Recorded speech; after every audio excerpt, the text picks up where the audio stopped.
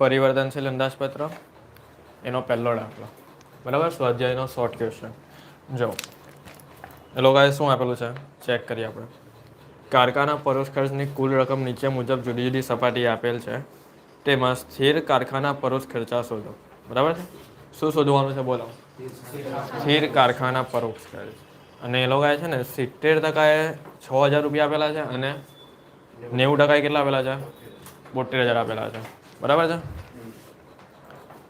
અવાજ આવે છે ને એક વાર જોઈએ આપણે ખબર પડી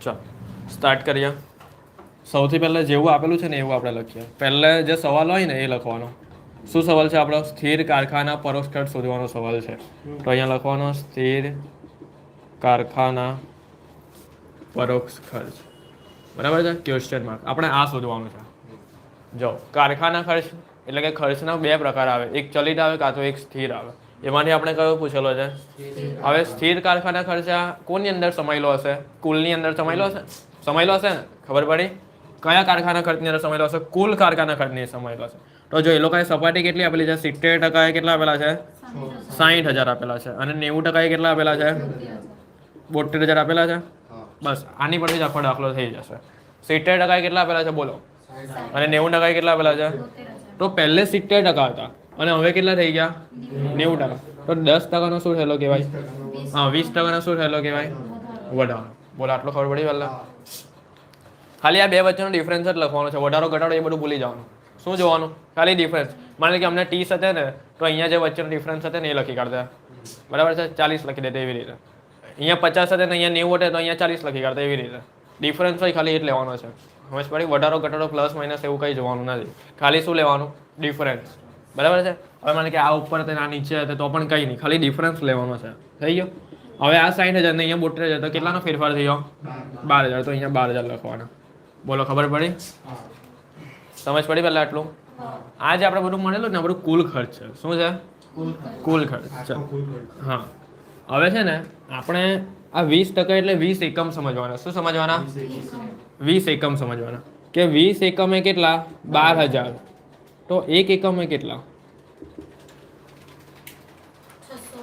600 રૂપિયા આવ્યા એમ કહે છે કે 20 એકમ તમે જ્યારે ઉત્પાદન કરો ને કારખાનામાં તો ત્યારે 12,000 ખર્ચ થાય છે કેટલો ખર્ચ થાય પણ આપણે જ્યારે એક જ એકમનું ઉત્પાદન કરીએ કારખાનામાં તો કેટલા રૂપિયાનો ખર્ચ થાય 600 તો આ 600 છે ને 600 એ તમારો કોઈ એકમ નથી એ એકમ દીઠ શું આવી એકમ દીઠ ચલિત ખર્ચની કિંમત આવી શું આવી 600 રૂપિયા બરાબર છે પહેલા આટલું ખબર પડી હજુ મેઇન જવાબ આપણે નથી મળ્યો સમજ પડી આટલો પહેલા ચાલો હવે શું કરવાનું આ બેમાંથી તમને છે ને જે એકમ ગમતા હોય ને એ એકમ લઈ લેવાના જે ગમતા હોય એવું નહીં કે ફરજિયાત 70 કે 90 જ માનો કે તમને 90 ગમતા હશે તો 90 લઈ લઈએ બરાબર છે ચાલો તો આપણે એક કામ કરીને 90 લઈએ બંને જવાબ તો એક જ આવવાનો છે ચાલો તો 90 લઈ લઈએ તો આપણે અહીંયા લખવાનું પહેલા કે 90% કુલ કારખાના ખર્ચ બોલો કેટલો છે જો આ 90% કેટલો છે 72,000 આટલું ખબર પડી પહેલા બોલો કુલ કારખાના ખર્ચની અંદર શું સમાયેલો હોય ચલિત અને સ્થિર બરાબર છે તો આપણે શોધવાનું શું છે સ્થિર તો આપણે એની અંદરથી કયો ખર્ચ માઇનસ કરશું તો સ્થિર મળશે ચલિત માઇનસ કરશું તો મળી જશે ને તો અહીંયા આપણે લખીએ કુલ ચલિત કારખાના ખર્ચ બરાબર છે આ આપણે માઇનસ કરશું તો જ અહીંયા આપણો મેઇન આન્સર જે લોકોએ પૂછેલો છે ને કુલ સ્થિર કારખાના ખર્ચ આ આપણે મળશે આ આપણો જવાબ છે બરાબર છે હવે એના માટે તમને આ ખબર હોવી જોઈએ પહેલા બરાબર ચાલો તો હવે આમાં શું કરવાનું તો આપણે કેટલા ટકા એકમે કરીએ છીએ 90 પણ મેં તમને શું કીધું ટકા નહીં વાપરવાના ખાલી 90 બરાબર છે 90 એકમ વાપરવાનું 90 એકમ બરાબર છે ગુણ્યા એક એકમના કેટલા રૂપિયા તો 90 ગુણ્યા કેટલા કરવાના 600 કેટલા આવે 54,000 આવ્યા તો ચલિત ખર્ચા કેટલા મળ્યા ચલિત ખર્ચા કેટલા મળ્યા 54,000 બરાબર છે ચલિત ખર્ચા કેટલા મળ્યા અમને તો 72,000 કારખાના ખર્ચામાંથી ચલિત ખર્ચા 54,000 માઇનસ કરી નાખીએ તો સ્થિર કારખાના ખર્ચા 18,000 તમને મળી જોઈ લો ચોપડીમાં તમારો પહેલો જવાબ આવી ગયો 18,000 બરાબર છે આન્સર આવી ગયો 18,000. બોલો આમાં પેલું એકમ દીઠ ને એમને તફાવતવાળું સૂત્ર નહીં મૂકવાનું. કયું? પેલો ખર્ચમાં ફેરફારના છે એ તો અર્ધચલિતનો પોઈન્ટ છે. કયો પોઈન્ટ છે? અર્ધચલિત. સમજવાડી? આમાં એવું કંઈ નહીં આવે. થઈ ગયો? એ તો અર્ધચલિતના પોઈન્ટ છે. એ તો આપણે પેલા મોટા દાખલા કરીએ ને ત્યારે આ એના જેવો જ સ્ટેપ છે એમ થોડો ઘણો. ખબર પડી? આ શોર્ટ ક્વેશ્ચન માટેનો સ્ટેપ છે. હવે છે ને હજુ એક વસ્તુ બતાવું છું તમને. જો આમાં કંઈ નવું બતાવો. જો નીચે પેલું કોષ્ટકવાળા દાખલા આવે છે ને એમાં બતાવજો. એમાં જો ધ્યાનથી ખોટા આંકડા શોધો છે ને એ દાખલા આઈએમપી છે. એની પર ટીક કરી લેજો. મોસ્ટ આઈએમપી છે કારણ કે એમાં છે ને બહુ બધાની ભૂલ થાય.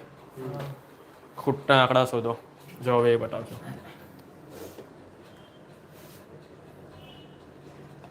જો તમને છે ને પાવર આપેલો છે. પહેલો શું આપેલો છે? 70%, પછી 80%, અને પછી 90%. બરાબર છે? ચાલો 70% ક્વેશ્ચનમાં મૂકેલો છે, 80% કેટલો મૂકેલો છે, અને 90% 21,750. બરાબર છે? હવે આમાં જાઓ, આમાં શીખવાડો તમને. સૌથી પહેલાં તો આપણે નક્કી કરવાનું કે આ ખર્ચ સ્થિર ખર્ચ છે, ચલિત ખર્ચ છે કે અર્ધચલિત ખર્ચ છે. ચલો તો બોલ મેઘના, સ્થિર ખર્ચ કહેવાય કે નહીં કહેવાય? નહીં કહેવાય. કેમ નહીં કહેવાય? બોલ ભાઈ ભાવેશ.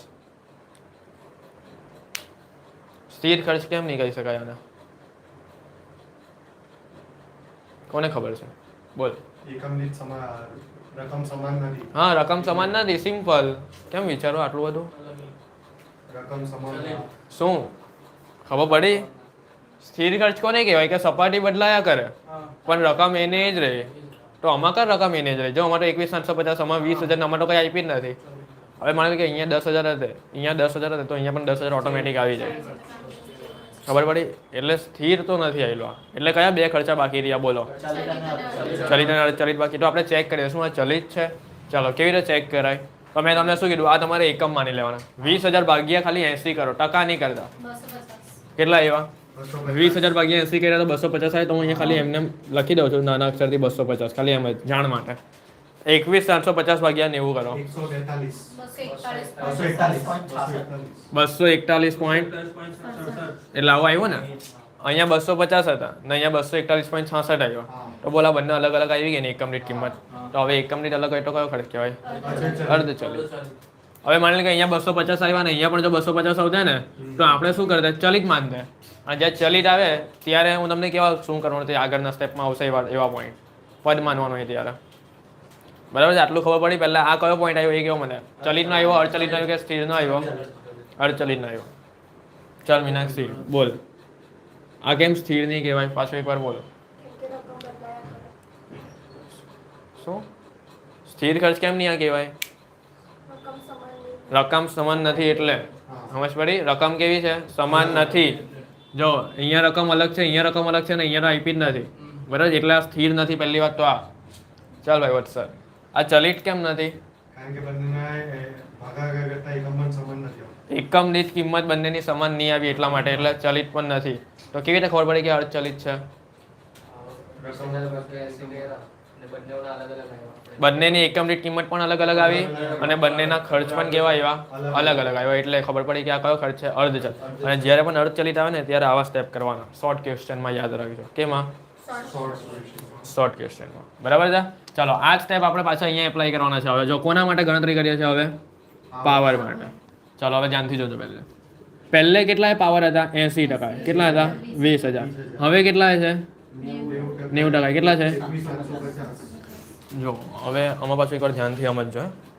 આમાં તમને વિચારીને જોજો. આમાં તમને કુલ ખર્ચ પૂછેલો, કુલ સ્થિર ખર્ચ પૂછેલા કે કુલ ચલિત ખર્ચા પૂછેલા? આ દાખલામાં કુલ સ્થિર ખર્ચ પૂછેલો હતો ને. તો પહેલે છે ને આપણે આમાં પણ છે ને અહીંયા ઉડીને ચાલ્યા જવાનું. સમજ પડી? અહીંયા ઉડીને આપણે પહોંચી જવાનું. પણ આ તો કુલ સ્થિર ખર્ચ છે ને. આપણે તો શું જોઈએ છે? આપણે તો કુલ ખર્ચ જોઈએ છે ને. સમજ પડી? કે એમાં સ્થિર પણ સમાયેલો હોય અને ચલિત પણ સમાયેલો. એ આપણે અહીંયા લખવાનું જ ને. એ લોકોએ કઈ સૂચના થોડી આપી કે સ્થિર ખર્ચ શોધીને આપો, ચલિત ખર્ચ શોધીને આપો કે અર્ધચલિત શોધીને આપો. એ લોકોએ શું કીધું કે ભાઈ 70% સપાટીએ શોધીને આપો ખર્ચ. એટલે કયો ખર્ચ હોય? કુલ ખર્ચ હોય. તો આપણે પહેલા સ્થિર ખર્ચ શોધવાનો. સમજ પડી? પછી ચલિત ખર્ચ શોધશું આના પછી. અહીંયા સુધી તો આપણે એચ ઇટ ઇઝ એવા જ સ્ટેપ છે જે આ દાખલામાં કહી રહ્યા એવા. બરાબર અહીંયા સુધી તમને આવડી ગયું ને આ દાખલા સુધી તો આમાં પણ આપણે એક સ્ટેપ પહેલા એપ્લાય કરશું ચાલો જો બેઠા આવા સ્ટેપ કઈ નવા નહીં આવશે જો પહેલે 80 હતા ને હવે 90 થઈ ગયા તો 10% નો વધારો થયો 1750 અહીંયા કેટલાનો વધારો થયો 1750 1750 નો થયો ને કેટલાનો થયો 1750 નો 20,000 હતા ને 21,750 થઈ ગયા વચ્ચેનો ડિફરન્સ લઈ લેવાનો 1750 થઈ ગયું પાછું એ જ પાછ મૂકવાનું જે પહેલા મૂકેલું હતું જો 10 એ 1750 તો એકે કેટલા એટલે કે આ એકમ માનીને કરવાનું કે 10 એકમ એ 1750 તો એકે કેટલા 175 આ 150 પેલા જેવું એકમ દીઠ ચલિત ખર્ચ આવી શું આવી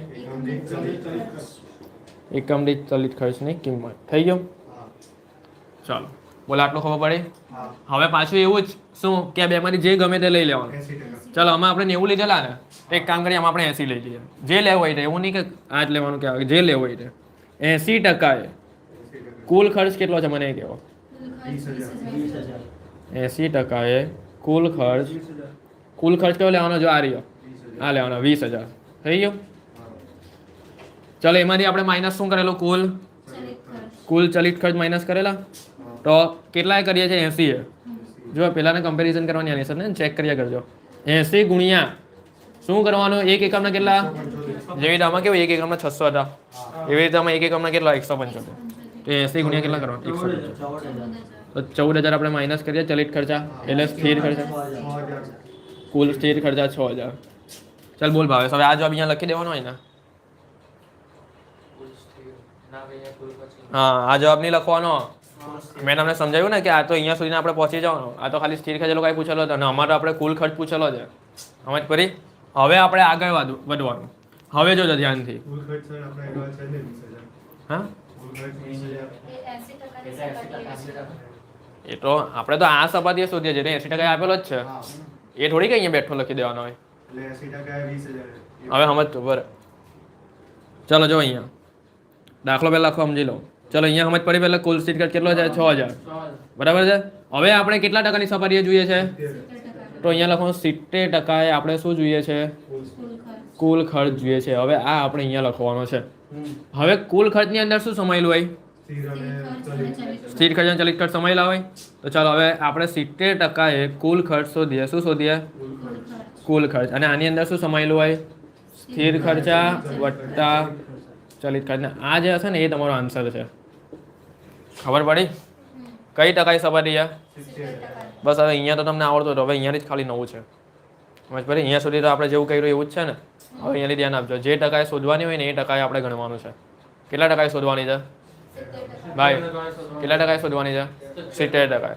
બોલો 70% આપણે હમણાં સ્થિર ખર્ચ કેટલો લાવ્યા હવે તમે એમ વિચારો કે આપણે 80% 6,000 લાવ્યા પણ સ્થિર ખર્ચ તો આપણે બધી સપાટીમાં સરખો જ હોય ને એટલે એ થોડી બદલાય એટલે અહીંયા 6,000 ના 6,000 લખવાના ચલિત ખર્ચ ધ્યાન આપજો હવે એક એકમની કિંમત કેટલી છે એકમ કેટલા 70 તો 70 એકમ ગુણ્યા 175 કેટલા આવ્યા 12,250 6,000 વત્તા 12,250 કરો તો જોઈ લો 1,250 તમારો જવાબ આવી ગયો અહીંયાનો ચેક કરો જો આવી ગયો ને જોઈ લો ચોપડીમાં આવી ગયો 18,250 પાવરનો જવાબ આ પાછું સમજાવી લો ને જો ચલો કેટલા ટકાએ શોધવાનું છે આપણે અહીંયા સુધી સમજ પડી પહેલા એ તો ગયા દાખલામાં તો એવું જ હતું અહીંયા તો ચાલો જે ટકાએ શોધવાનું હોય ને એ ટકાનું પહેલા હેડિંગ આપવાનું 70% આપણે શું શોધવાનું છે થોડુંક નીચે હેડિંગ આપવાનું અહીંયા બરાબર છે હવે કુલ ખર્ચની અંદર બે ખર્ચ સમાયેલા હોય એક સ્થિર ખર્ચ વત્તા ચલિત ખર્ચ સ્થિર ખર્ચ આપણે હમણાં 6,000 શોધીને લાવેલા ને એ જ બેઠા અહીંયા લખી દેવાના બોલો ખબર પડી આટલું પહેલા હવે ચલિત ખર્ચ કેવી રીતે લાવવાના તો એક એકમના કેટલા રૂપિયા છે એક એકમના અહીંયા જો અને ટોટલ કેટલા એકમ 70 તો 70 એકમ ગુણ્યા 175 તો બોલો કેટલા આવે 12,250 તો જો 12,250 વત્તા 6,000 એટલે આવી ગયા 1,250 બોલો હવે ખબર પડી ગઈ એ 1,250 આપણે અહીંયા લખી કાઢવાના જે આપણો આન્સર હતો તે પણ સૌથી પહેલે છે ને તમને ચેક કરવાનું કે એ ખર્ચો સ્થિર છે ચલિત છે કે અર્ધ ચલિત છે પછી જ આવા સ્ટેપ કરવાના સમજ પડી ચાલ ભાઈ કિશન આ દાખલામાં આપણે અહીંયા સુધી કર્યું ને આ દાખલામાં આપણે અહીંયા સુધી કર્યું એ બે વચ્ચેનો ફરક બોલ. કેમ આ દાખલામાં અહીંયા સુધી જ કર્યું, આ સ્ટેપ કેમ નહીં કર્યું એ દાખલામાં? કારણ કે એમાં સ્થિર ખર્ચ પૂછેલો હતો અને આમાં કુલ ખર્ચ પૂછેલો હતો. આમાં કુલ ખર્ચ પૂછેલો છે અને કુલ ખર્ચમાં શું સમાયેલું હોય બોલો? કુલ ખર્ચની અંદર શું સમાયેલું હોય?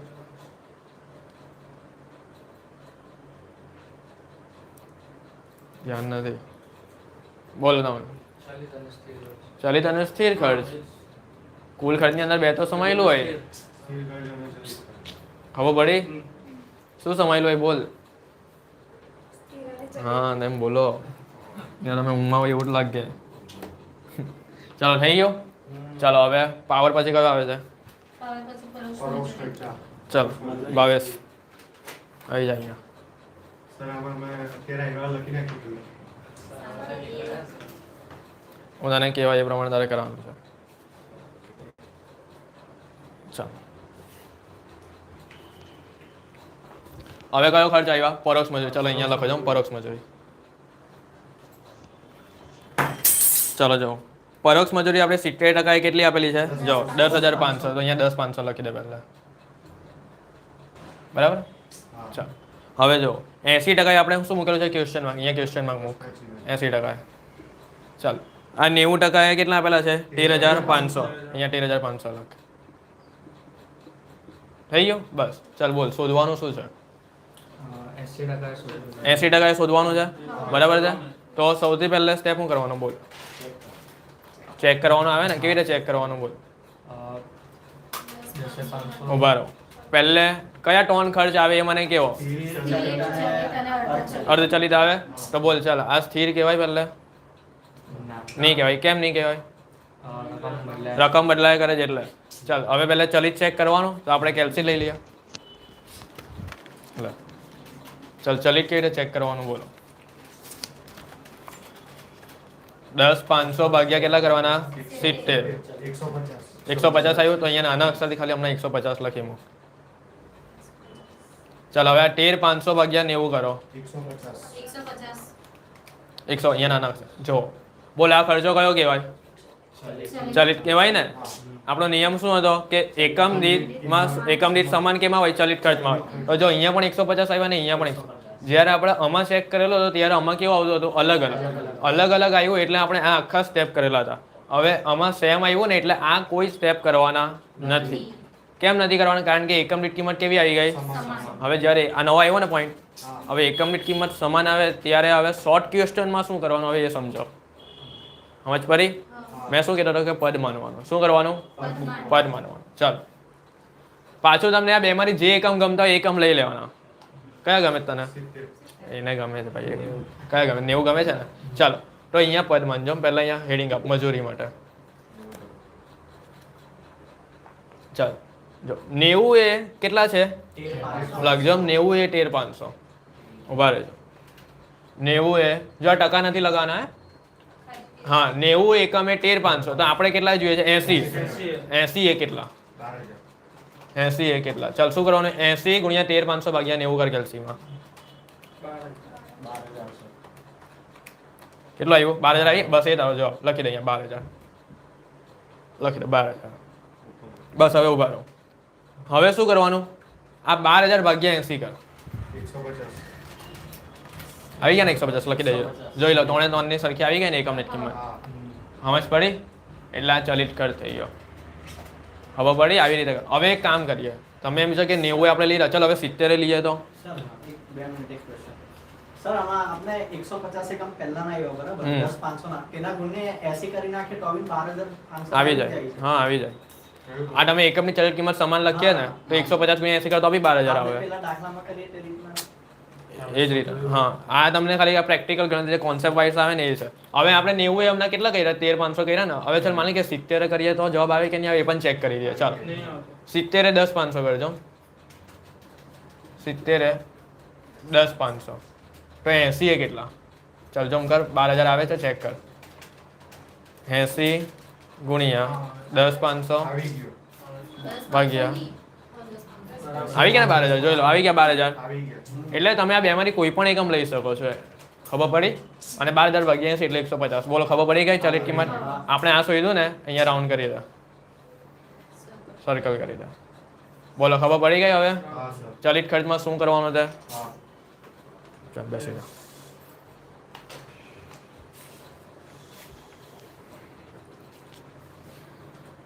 ચલો હવે શું આવે છે? રિપેરિંગ. રિપેરિંગ આવે છે ચલો આવી જાતો.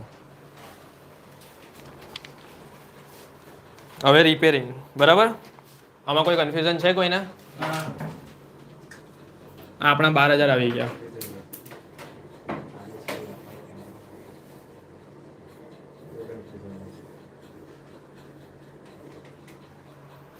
ચલો હવે રિપેરિંગ ખર્ચ કરવાનો છે બરાબર છે. ચલો લો જો હું બોલું છું પહેલા લખજો રિપેરિંગ. ચલો રિપેરિંગ ખર્ચ 70% આપણે કેટલો આપેલો છે બોલો? તો અહીંયા લખી દો ઉપર 1900 છે ને 1900. 80% એ 2000 આપેલો છે અને 90% એ ક્વેશ્ચનમાં. બસ ચાલો સૌથી પહેલો સ્ટેપ શું આવે? પહેલા જોવાનું કે ચલિત અર્ધ પહેલે ચલિત સ્થિર છે ચલિત છે કે અર્ધ ચલિત છે? ચાલો આપણે ચેક કરીએ. જો અહીંયા 1900 છે અહીંયા 2000 છે એટલે રકમ તો પહેલા બદલાઈ જ ગઈ એટલે સ્થિર તો હોય જ નહીં શકે બરાબર છે. તો હવે શું કરવાનું કે ચલિત છે ચાલ ચેક કરીએ 1900 ભાગ્યા 70 કર કેટલા આવ્યા? 2000 ભાગ્યા 80 કર 25 25 ચાલો એટલે ચલિત તો નહીં કહેવાય એકમની અલગ. આમાં કેવી રીતે 150 સારા તો આપણે પદ માનેલું હતું આમાં પદ માનવાની જરૂર નથી. તો હવે આપણે આ અર્ધ ચલિત ખબર પડી ગઈ એટલે હવે આપણે આ બધા સ્ટેપ પાછા કરશું.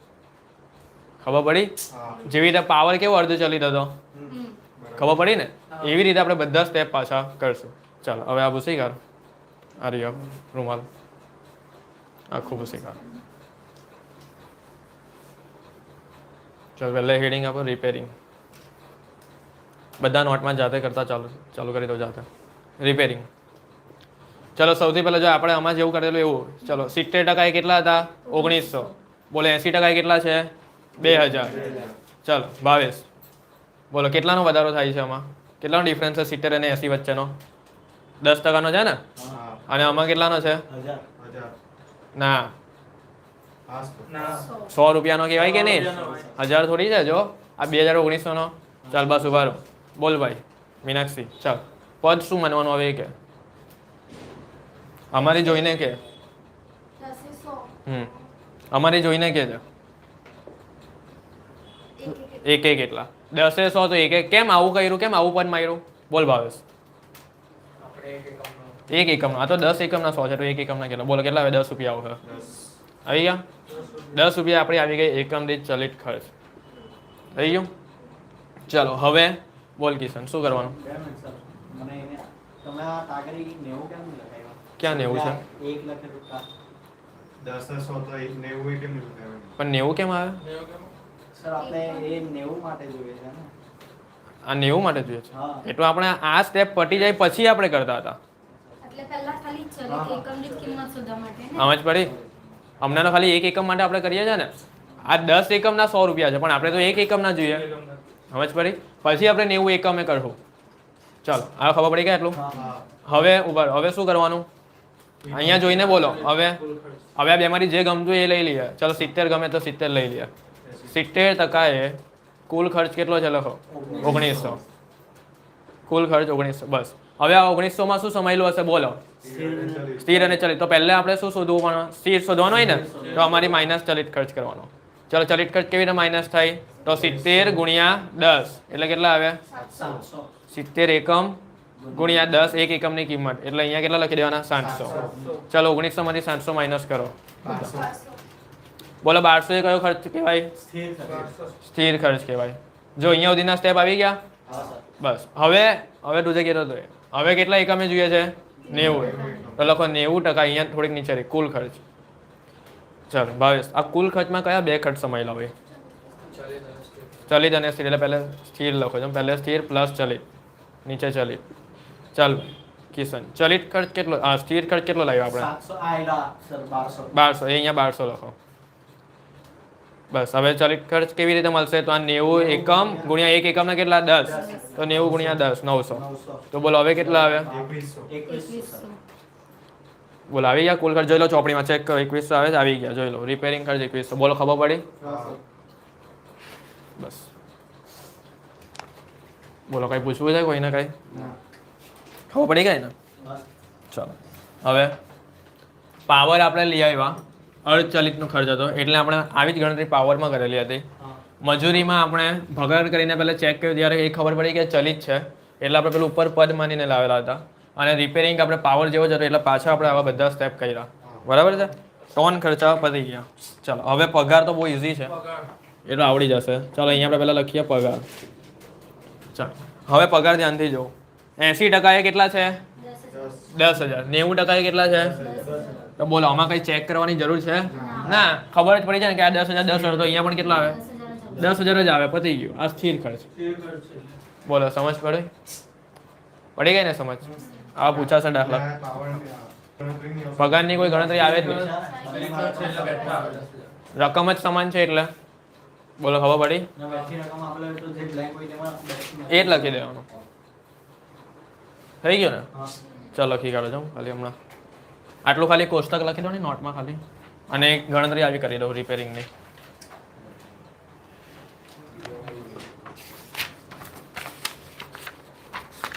હવે ત્રીજો દાખલો છે ને ત્રીજો દાખલો જરાક જો ચોપડીમાં બધા. ત્રીજો દાખલો એ બેઠો આવો જ છે સેમ ટુ સેમ આવો છે. જો કંઈક ડિફરન્સ નથી. ખાલી ડિફરન્સ શું છે ખબર? એક મીંડું ઓછું થઈ જાય છે. જો ખાલી છે ને આખા જો અહીંયા આપણે 20,000 હતા ને તો આમાં જો 2,000 થઈ જાય છે. આમાં 21,750 છે ને તો આમાં ખાલી 21,75 થઈ જાય. જોઈ લો આખી રકમમાંથી ખાલી એક મીંડું એમાં કટ થઈ જાય છે. બાકી સ્ટેપ ને કોન્સેપ્ટ તો આ જ છે એટલે એ તમે હોમવર્કમાં કરજો. કંઈ અલગ નથી એટલે તો હોમવર્ક ટીક કરી દો SW. ચાલો હવે ચોથો દાખલો કરીએ. ચલો ચોથો દાખલો કોણ કરવા આવશે? આ દાખલો હમણાં આપણે આ પહેલો દાખલો તો ઉતારાઈ ગયો હશે ને તો એ આપણે જવા દઈએ હમણાં.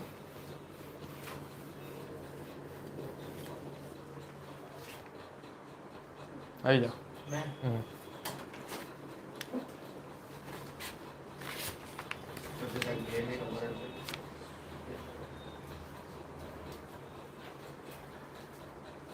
ચાલો જો આપણે રકમ વાંચીએ. જો રૈમા લિમિટેડની નીચેની માહિતી પૂરી પાડે છે. ઉત્પાદન ક્ષમતા 100% અને કેટલી છે? 60%. ઉત્પાદનના એકમો 10,000 એકમ 100% આપેલા છે અને 60% કેટલા આપેલા છે? 6,000. અને વહીવટી ખર્ચા તમને આપેલા છે 11,500 અને 7,500. 100% કેટલા આપેલા છે? 11,500 અને 60% કેટલા આપેલા છે? 7,500. અને એ લોકો શું પૂછે છે એ જુઓ. 70% ઉત્પાદન ક્ષમતાએ વહીવટી ખર્ચા શોધો. બરાબર છે? આ પૂછેલું છે. હવે છે ને એટલે સમજો જરાક આ શું કહેવા માંગે છે તે. એની અંદર કોઈ સ્થિર ખર્ચા નથી પૂછ્યા. એની અંદર કોઈ ચલિત ખર્ચા નથી પૂછ્યા. એની અંદર છે ને ડાયરેક્ટ વહીવટી ખર્ચા એટલે કુલ વહીવટી ખર્ચા પૂછે છે. એટલે એની અંદર સ્થિર પણ સમાયેલો છે અને ચલિત ખર્ચો પણ સમાયેલો છે. બરાબર છે? એટલે આ દાખલામાં છે ને આ જે વચ્ચેના એકમ આપ્યા છે ને 10,000 ને 6,000 એ કોઈ કામના નથી, વગર કામના છે. કેમ એવી રીતે ખબર પડી મને?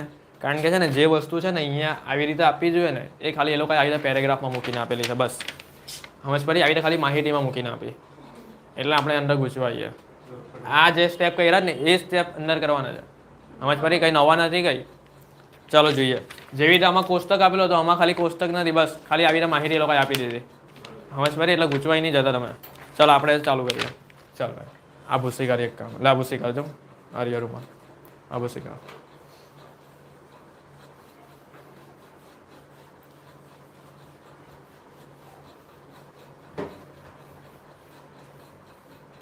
ભૂસી કર બેટો ભૂસી કર. બસ ચાલો જો સૌથી પહેલા આપણે જોઈએ. જો એ લોકોએ 100% એ વહીવટી ખર્ચા કેટલા આપેલા છે? વાંચ 11,500 છે તો અહીંયા લખજો પહેલા 100%. એની સામે લખ ઇક્વલ ટુ કરીને હા કેટલા આપેલા છે? 11,500. ચાલો બરાબર છે? આટલું પહેલા સમજ પડી? વહીવટી ખર્ચા જે આપેલા છે. ચાલો હવે અહીંયા જો 60% કેટલા આપેલા છે? 7500. તો એની નીચે લખ અહીંયા 60% એ 7500. જો પેલા સ્ટેપ એપ્લાય કરીએ છે કંઈ નવા નથી. ચાલ ભાવેશ પહેલે 100% હતા ને હવે કેટલા થઈ ગયા? તો બોલ શું થયું છે? ડિફરન્સ શું છે? ડિફરન્સ ખાલી એ કહી દે 40 છે. ચાલ અહીંયા એક લાઈન પર ચાલ અહીંયા કેટલા લખાય? 40% લખી કાઢ. ચાલ હવે અહીંયા 11,500 હતા ને હવે કેટલા થઈ ગયા? 7,500. તો ડિફરન્સ કેટલો આવે? 4,000 નો ડિફરન્સ આવે તો અહીંયા 4,000 લખી દે. ચાલ 4,000 એક મિનિટ જો. ચાલ બસ બોલ વત્સલ કયું પદ માનવાનું આમાં? હવે આ 40 એકમના 4000 છે 70 ના બોલ શું કરવાનું બોલો બોલો ચાલો 40 એકમના 4000 તો 70 હા 70 બોલ શું આવે એક કેટલા કેટલા? કેમ ભૂલી જાઓ છો એકમ દીઠ પહેલા આ તો 40 એકમના 4000 કહેવાય ને પણ આપણે તો એક એકમના શોધવાના હોય ને હા. કે ગયા દાખલામાં કર્યું તે હા ચલો અહીંયા લખો છો 40 એ 4000 40 એ 4000 તો એક કેટલા 1000 100 ચલો જો હવે 4000 ગુણ્યા 1 ભાગ્યા 40 કેટલા આવે અહીંયા કરો 100 બરાબર છે ને 100 શું આવ્યા એકમ દીઠ ચલિત કિંમત લખી દે 100 રૂપિયા લખ પહેલા 100 રૂપિયા એકમ દીઠ ચલિત ખર્ચ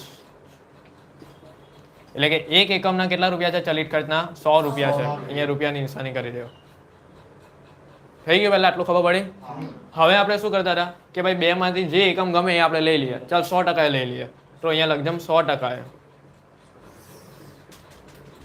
100% કુલ ખર્ચ નીચે લખ અહીંયા કુલ ખર્ચ હા કેટલો છે 11 11500 અહીંયા થોડુંક નીચે આમ અહીંયાથી લખ અહીંયાથી કુલ ખર્ચ લખ 11500 બરાબર છે ચાલો 11500 લખ હવે અહીંયા લીટી પાડી હવે કુલ ખર્ચની અંદર શું સમાયેલું હોય સ્થિર અને ચલિત ચાલો સૌથી પહેલા અહીંયા લખો સ્થિર એની નીચે પ્લસ ચલિત બરાબર છે હા ચાલો હવે જો ચલિત ખર્ચ આપણે કેવી રીતે મળશે ખબર અહીંયા 100 છે ને તો અહીંયા લખજો કૌંસમાં 100 ગુણ્યા કેટલા એકમે કરીએ છે 100 ચાલો 100 ગુણ્યા 100 કેટલા થાય 10,000 અહીંયા 10,000 લખી દો ચલિતમાં થઈ ગયું તો બોલો સ્થિર ખર્ચ કેટલા મળી જાય આપણે 1500 અહીંયા 1500 લખી દો હવે છે ને જો આમાં કઈ અલગ રીતે કરેલું નહીં લાગતું જો પહેલે મેં કેવું કરાયેલું ખબર પહેલે મેં શું કરાયું અહીંયા કુલ ખર્ચ પહેલે મેં શું કરાયેલું કે ભાઈ 100% એ કુલ ખર્ચ કેટલો હતો આવી રીતે લખાવેલું 11,500 એમાંથી માઇનસ શું કરવાનું ચલિત ખર્ચ એટલે તમને શું મળે સ્થિર ખર્ચ એટલે મેં બે રીતે કરાવ્યું એક ચલિત ખર્ચ કેટલો હતો આપણો 100 રૂપિયા કેટલા એકમના 100 એકમ તો કેટલા આવે 10,000 તો જો ટોપી આપણે આવી ગયા ને 11,500 કેટલા આવે છે 1,500 આવી ગયા 1,500 જોઈ લો સમજ પડી ચાલો હવે આગળ સ્થિર ખર્ચ મળી ગયો હા સ્થિર ખર્ચ મળી ગયો 1,500 આની પર સર્કલ કરી દો 1,500 હવે આપણે જોઈએ કેટલા ટકાએ જોઈએ છે 70% જોઈએ છે ચાલો હવે અહીંયા હેડિંગ અપ 70% એ શું જોઈએ 70% એ કુલ ખર્ચ અહીંયા નીચે લખો પાછું એવી રીતે કુલ ખર્ચ આવી લાઈન પાડી દો ચાલો અહીંયા લખો સ્થિર ને ચલિત સ્થિર વત્તા ચલિત ચાલો આપણે હમણાં શું શોધીને લાવ્યા સ્થિર ખર્ચ કેટલો 1,500 એ 1,500 અહીંયા લખી દો ચાલો હવે ચલિત ખર્ચ કેટલા ટકા એકમે શોધવા 70 તો 70 ગુણ્યા એક એકમના કેટલા હતા 100 તો અહીંયા કાઉન્સમાં બતાવજો 70 ગુણ્યા 100 70 ગુણ્યા 100 એટલે ચલિત ખર્ચ મળી જાય કેટલા મળશે અહીંયા લખી દો 60,000 8,500 તો 60,000 વત્તા 1,500 અહીંયા કેટલો આવે ટોટલ 8,500 તો જોઈ લો આપણે ચેક કરીએ આવી ગયા જોઈ લો આવી ગયા 8,500 વહીવટી ખર્ચા જોઈ લો અને એ લોકોએ કઈ અલગ રીતે જો ને તમને ખબર પણ નહીં પડશે શું જવાબમાં શું આપેલું છે બરાબર છે 8,500 ખબર પડી ગઈ લાવ બેસી જાઓ ચલો કમ્પ્લીટ આ દાખલો હવે પાંચમો દાખલો છે ને ખૂટના આંકડા જેવો જ છે જોઈ લો એ આપણે પહેલા દાખલો કર્યો ને બીજો દાખલો એના જેવો જ બરાબર ચાલો હવે અમારે હજુ નવું સમજાવું છું તમને જો આમાં જ તમારે પહેલાં મને એ પૂછવાનું હતું કે તમે ડાયરેક્ટ કેમ આ સ્ટેપ પર આવી ગયા પહેલે ચેક તો કરો કે આ સ્થિર છે ચલિત છે અર્ધચલિત છે એવું પૂછવાનું હોય ને તો જો આપણે ચેક કરી લઈએ જો સૌથી પહેલાં તો આ સ્થિર તો નહીં જ કહેવાય કેમ કારણ કે 100% એ 11,500 આપેલા છે અને 60% એ 60,500 આપેલા છે જો બંને રકમ સમાન હતા ને તો જ સ્થિર ખર્ચ ગણાતા બરાબર છે હવે ચેક કરીએ ચલિત છે ખરી તો 11,500 ભાગ્યા 100 કરશો ને તો 115 આવશે બરાબર છે 100 કર 100 ભાગ્યા આપણે જો 11,500 ભાગ્યા 100 અર્ધચલિત છે સર અર્ધચલિત જ કહેવાય બરાબર અલગ અલગ જ આવવાના છે બંને આ વચ્ચે એકમ છે ને એ વગર કામના જ હતા કઈ કામ નહીં લાગ્યું આપણે 60% માં 125 આવે છે 75 એટલે અર્ધચલિત જ એટલે આપણે આ કર્યું છે બરાબર છે થઈ ગયું ચાલો એટલે પહેલો દાખલો થઈ ગયો બીજો થઈ ગયો ત્રીજો પણ આપણે થઈ ગયો ચોથો પણ થઈ ગયો એટલે પાંચમો પણ થઈ ગયો કહેવાય બરાબર એ જ છે હોમવર્કમાં લખી દો જે નવા હતા એ આપણે કર્યા અને નવું તો કંઈ આવ્યું જ નહીં આમાં સ્ટેપ તો બધા એ જ છે. એટલે પરીક્ષામાં હવે આમાંથી કંઈ પણ પૂછાય તો તમને આવડવું જોઈએ, આવા દાખલા જ પૂછાશે. ચલો હવે કયું આવ્યું? છઠ્ઠો દાખલો. હવે છઠ્ઠો દાખલો આપણે જો વાંચીએ રકમ એકવાર કે નીચેની માહિતી પરથી 70% સપાટી માટે ખર્ચાની ગણતરી કરો. બોલો કેટલા ટકાએ ગણતરી કરવાની છે? 70. અને કુલ ઉત્પાદન કેટલા છે? 100% સપાટીએ 5000 એકમ. બસ હવે છે ને આ બધું જે લોકોએ આપેલું છે ને એ 60% શક્તિ આપેલું છે અને આપણે એ લોકોએ કેટલા ટકાની સપાટી કહી છે? 70%ની સપાટી. હવે અમુકની ચોપડીમાં છે ને આ દાખલો નહીં હશે, નવી ચોપડીમાં લગભગ 6 દાખલા હશે. ચાલો હવે આ દાખલા આપણે કરીએ. 70% સપાટીએ બધું કરવાનું છે. આખો દાખલો નવો છે, થોડો કોન્સેપ્ટ બધા એ જ આવશે. હું કરાવું છું આ દાખલો, બરાબર? ચાલો આમાં ખબર પડી ગઈ ને? હા સર.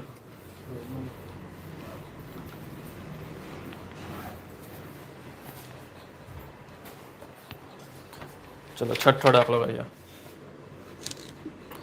જો નીચેની માહિતી પરથી 70% સપાટી માટે કુલ ખર્ચાની ગણતરી કરવાની છે. કેટલા ટકા? તો આપણે જે કંઈ કરવાનું છે ને એ ક્યારે કરવાનું છે? 70%ની સપાટીએ જ બધું કરવાનું છે, બરાબર છે?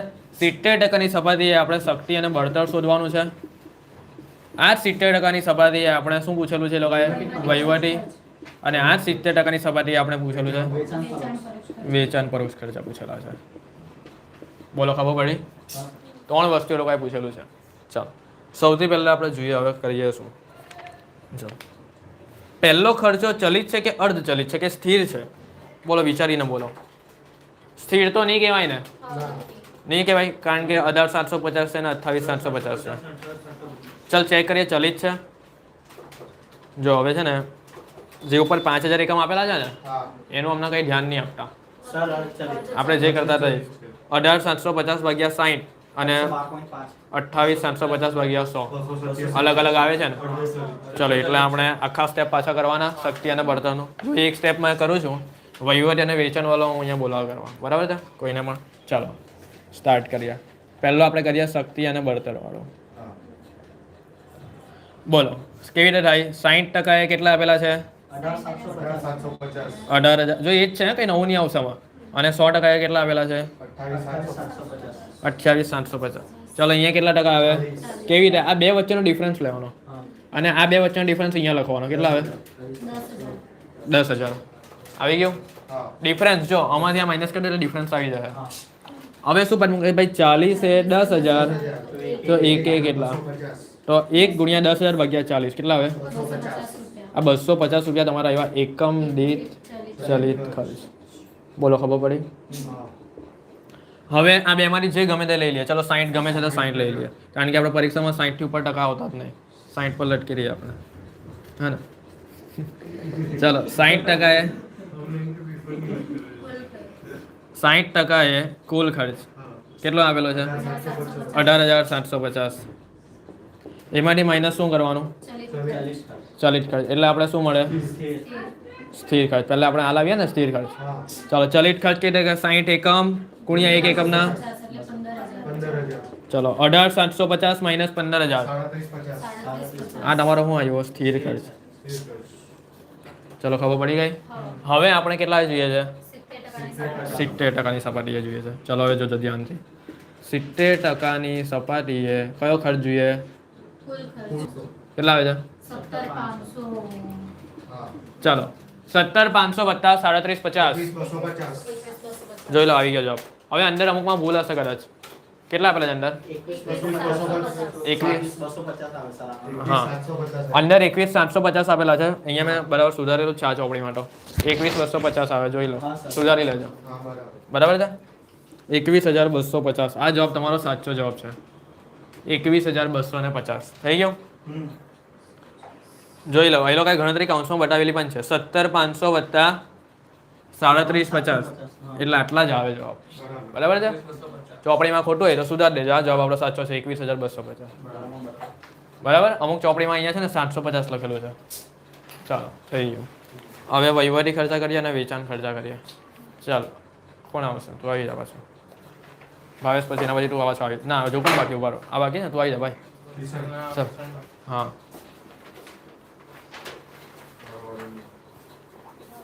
ચાલો વહીવટી પરોક્ષ ખર્ચા કરવાના છે હવે. આ આપણું પતી ગયું અને પછી આપણે નવું ચેપ્ટર ચાલુ કરશું. બરાબર? આમાં કોઈને કંઈ ડાઉટ છે? કંઈ પૂછવું છે? અને છે ને MCQ પણ તમારા આમાંથી આવશે. હા. બરાબર છે? આવા જ MCQ આવશે ને આપણે MCQ પણ ભાઈ સોલ્વ કરીશું ચોપડીના સ્વાધ્યાયના. બરાબર? ચાલો આ પૂછી ગયો. બસ એટલું જ પૂછશે. આ બધું નહીં પૂછતું એ પૂછી રાખો. ચલો હેડિંગ આપો. ચલો હવે આપણે કોનું કરવાનું છે? વહીવટી પરોક્ષ ખર્ચા. અહીંયા હેડિંગ આપો વહીવટી પરોક્ષ ખર્ચા. વહીવટી પરોક્ષ ખર્ચા. જો અત્યાર સુધી આપણે કર્યા છે ને એ જ સ્ટેપ કરવાના છે, કોઈ નવા નથી. બરાબર? ચાલો જો ભાઈ 60% એ કેટલા આપેલા છે? 50,000. તો અહીંયા લખ પહેલા 60%. એરો કરીને 50,000. બરાબર છે? સમજ પડી? ચલો આગળ 100% એ કેટલા આપેલા છે? 70,000. અહીંયા લખો 100% એ 70,000. ચલો થઈ ગયું. જો પહેલે 60% હતા અને હવે કેટલા થઈ ગયા? બોલો ડિફરન્સ કેટલા આવ્યો? તો અહીંયા લીટી કરીને અહીંયા 40 લખી દે. 40%. ચલો હવે કરો જો કેટલા આવે. 20,000. ચલો એકવાર આપણે ચેક કરી લઈએ આ બે સરખું કર સરખું. ચલો હવે આપણે ચેક કરીએ એકવાર પેલું એ તો નથી ને ચલિત. જો સ્થિર તો નહીં કહેવાશે. હવે આપણે ચલિત છે ચેક કરીએ. 50,000 ભાગ્યા 60 કરો. 833.33. બરાબર છે? હવે આ 70,000 ભાગ્યા 100 કરો. 700. એટલે આ ચલિત જ છે. એટલે બરાબર જ આપણે કરીએ છીએ. ચાલો હવે શું પદ મારવાનું બોલ ભાવેશ?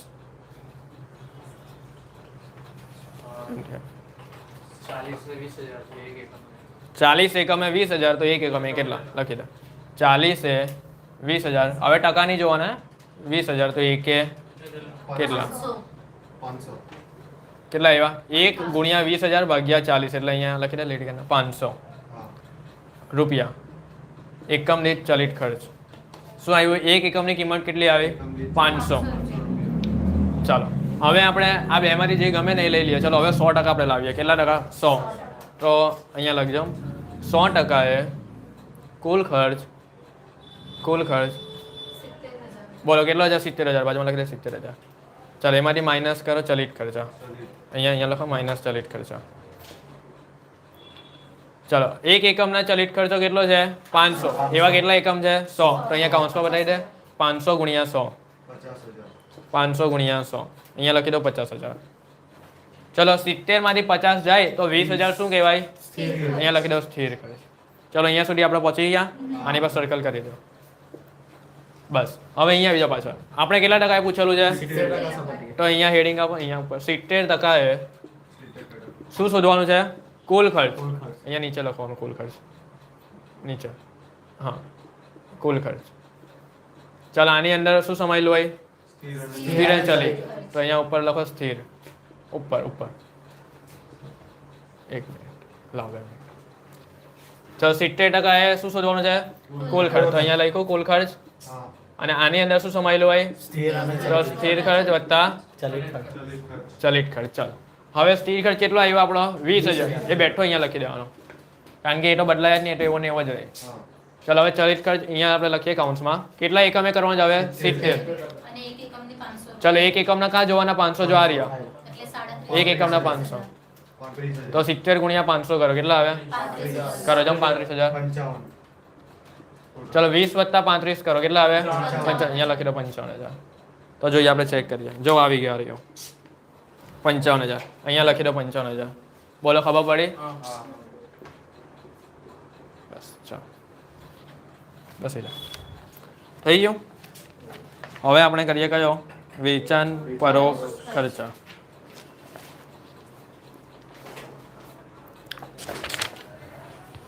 જો આમાં કઈ નવું નહીં હતું. આપણે જે કરતા હતા ને ખાલી તમે ધ્યાન આપ્યું હોય ને ખાલી પહેલો દાખલો તમે ધ્યાન આપી દીધેલો હોય ને બસ તો એમ જ બધા દાખલા આવી ગયા. Same જ છે.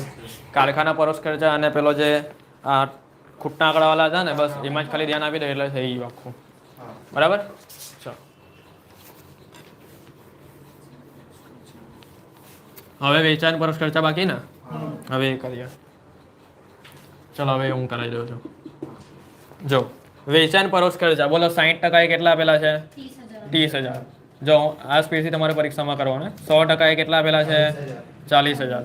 તો ચાલો હવે 40 ટકાનો વધારો થયો અને અહીંયા 10,000નો બરાબર. તો 40 એ કેટલા 10,000 તો એક એકમે કેટલા તો કેટલા આવે 250 250 250 રૂપિયા તમારી શું આવી ગયા એકમ દીઠ બરાબર છે. ચાલો હવે બે માંથી જે એકમ ગમે તે લઈ લઈએ આપણે 60 લઈ લઈએ.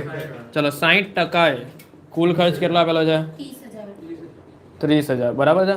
માઇનસ હવે આની અંદરથી માઇનસ કરી દેવાના આપણા ચલિત ખર્ચા. તો 60 ગુણ્યા 250 તો 60 એકમ ગુણ્યા એક એકમના કેટલા મળે છે 250 તો 60 ગુણ્યા 250 કેટલા આવે 15,000 તો 30,000 માઇનસ 15,000 15,000 સ્થિર ખર્ચ. આ તમારો સ્થિર ખર્ચ આવી ગયો.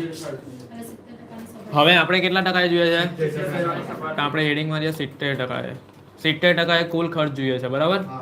તો હવે આની અંદર બે વસ્તુ સમાયેલું છે એક સ્થિર અને એક ચલિત. બોલો સ્થિર કેટલા લાવ્યા 15,000 એ 15,000 અહીંયા લખી દેવાના. ચલિત હવે શોધવાના તો 70 એકમ ગુણ્યા એક એકમના 250 કેટલા આવે 17,500 તો 15,000 વત્તા 17,500 કરો 32,500 આવી ગયો હા. થઈ ગયો. હા. બોલો હવે કોઈ કન્ફ્યુઝન છે આમાં ના. દાખલામાં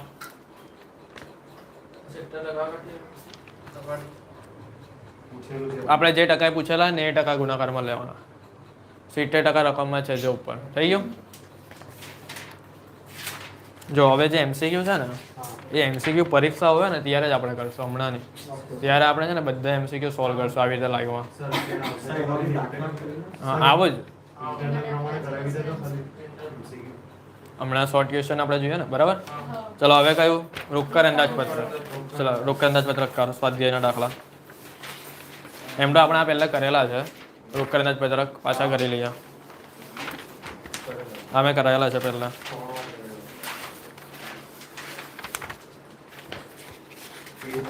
પેજ નંબર 39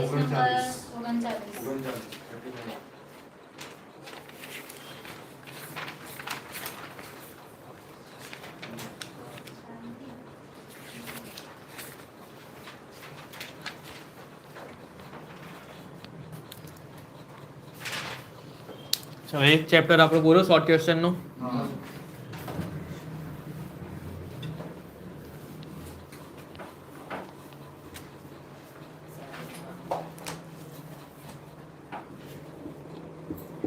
હવે ચાલુ કરીએ આપણે રોકડ અંદાજપત્ર.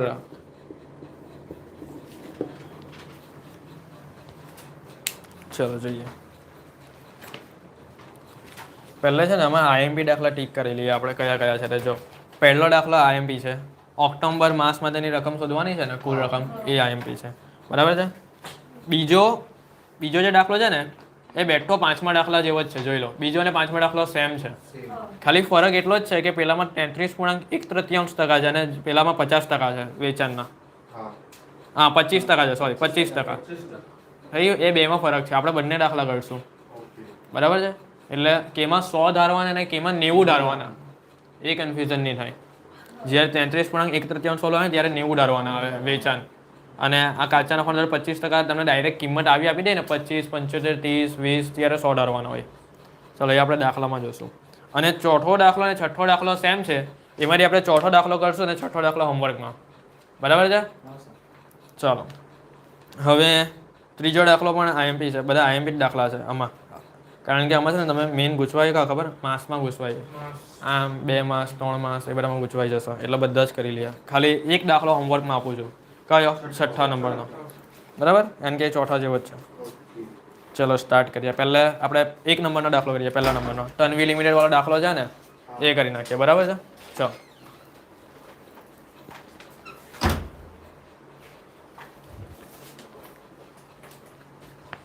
ચલો સ્ટાર્ટ કરીએ. રોકડ અંદાજપત્રક.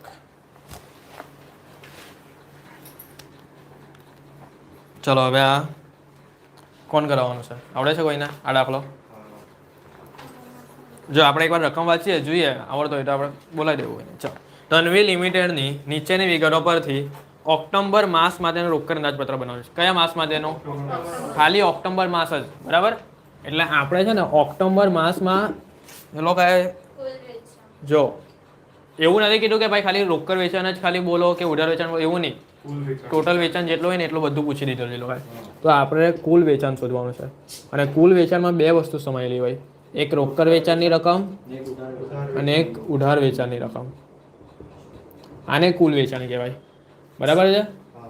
ઉધાર વેચાણ આપણે પહેલા બધું શોધશું અને એનો જે સરવાળો આવે ને એનો સરવાળો અને રોકડ વેચાણનો જે સરવાળો આવે ને રોકડ વેચાણ એ આ બંનેનો જે જવાબ આવે એ બંનેનો સરવાળો થશે ને પછી અહીંયા તમને કુલ વેચાણ મળશે. સમજ પડી? આ ઉધાર વેચાણ આ રોકડ વેચાણ અને પછી શું મળશે? કુલ વેચાણ. આ તમારો મેઇન જવાબ છે. આ સ્ટ્રક્ચર તૈયાર કર્યું આપણે પહેલા. કયા માસ માટેનું? ખાલી ઓક્ટોબર માસ માટેનું. કયા માસ માટેનું? ઓક્ટોબર. તો અહીંયા આપણે પહેલા લખી કરીએ ઓક્ટોબર માસનું છે આપણા બધું. બરાબર છે. ઓક્ટોબર માસ. ચાલો જોઈએ શું આપેલું છે. જુલાઈ, ઓગસ્ટ, સપ્ટેમ્બર અને ઓક્ટોબરનું બધું વેચાણ આપેલું છે. દેખાય છે કુલ વેચાણ. જુલાઈના 6 લાખ છે, ઓગસ્ટના 7 લાખ છે, સપ્ટેમ્બરના 8 લાખ અને ઓક્ટોબરના 9 લાખ. એવું કહે છે કે કુલ વેચાણના 30% છે ને એ રોકડ વેચાણ છે. એટલે આપણે સમજી જવાનું કે 70% શું હોય? ઉધાર વેચાણ. જો એમ કહે છે કે જો તમારું કુલ વેચાણ હોય ને કુલ વેચાણ એ કુલ વેચાણના જ્યારે તમે 30% કરશો ને તો તમને રોકડ વેચાણ મળશે અને બાકીના તમે એમ ડાયરેક્ટ 70% સમજી જવાનું એ તમારે કયા હોય? હવે રોકડ વેચાણનો મતલબ ખબર છે કે આપણે આજે વેચાણ કર્યું ને આજે જ પૈસા આપી દીધા એને રોકડ વેચાણ કહેવાય. તો ઓક્ટોબરનું કુલ વેચાણ 9 લાખ છે ને તો 9 લાખને તમે ડાયરેક્ટ 30% કરો ને તો રોકડ વેચાણ ડાયરેક્ટ એમને જ મળી જાય તમને. 2,70,000. કારણ કે આપણે ખાલી ઓક્ટોબરનું જોઈતું છે ને એટલે તો 9 લાખના 30% આપણે કરીએ તો અહીંયા કેટલા મળી જાય ડાયરેક્ટ? બસ આ ડાયરેક્ટ રકમ રોકડ વેચાણની આવી જ ગઈ. પણ ઉધાર વેચાણનો તમને સમયગાળો આપેલો જો ચેક કરો. ઉધાર વેચાણના 50% નાણાં વેચાણ પછીના મહિને, 40% બીજા મહિને અને 10% ત્રીજા મહિને. એટલે પેલા 3 ભાગ પાડીએ ને આપણે. માની લો કે ઉપર જુલાઈ માસ છે તો ઓગસ્ટ, સપ્ટેમ્બર, ઓક્ટોબર. બરાબર. પછી ઓગસ્ટનું કરવું તો સપ્ટેમ્બર, ઓક્ટોબર, નવેમ્બર. સપ્ટેમ્બરનું કરવું તો ઓક્ટોબર, નવેમ્બર અને ડિસેમ્બર. પછીના મહિનાને કરવાની કોઈ જરૂર નથી કારણ કે નવેમ્બર, ડિસેમ્બર ને જાન્યુઆરી આવશે અને એ તો આપણે જરૂર છે જ નહીં. સમજ પડી? આપણે ખાલી છે ને આ જે 3 ભાગ પાડીએ ને એમાં નીચે ખાલી ઓક્ટોબર માસ આવવો જોઈએ. કયો માસ આવવો જોઈએ? આવો ઓક્ટોબર માસ જે મહિનામાં આવે ને આ 3 જગ્યા પર એ જ મહિનાની આપણે ગણતરી કરવાની. 3 માંથી ગમે તે એક જગ્યા પર આવવું જોઈએ એમ. સમજ પડી? એ ઉધાર વેચાણ આપણે અહીંયા લખવાનું અને પછી એ બંનેનો સરવાળો કરશું આ બંનેનો એટલે આપણે કુલ વેચાણ મળી જશે. બરાબર. ચાલ આવી જાઓ. ચાલ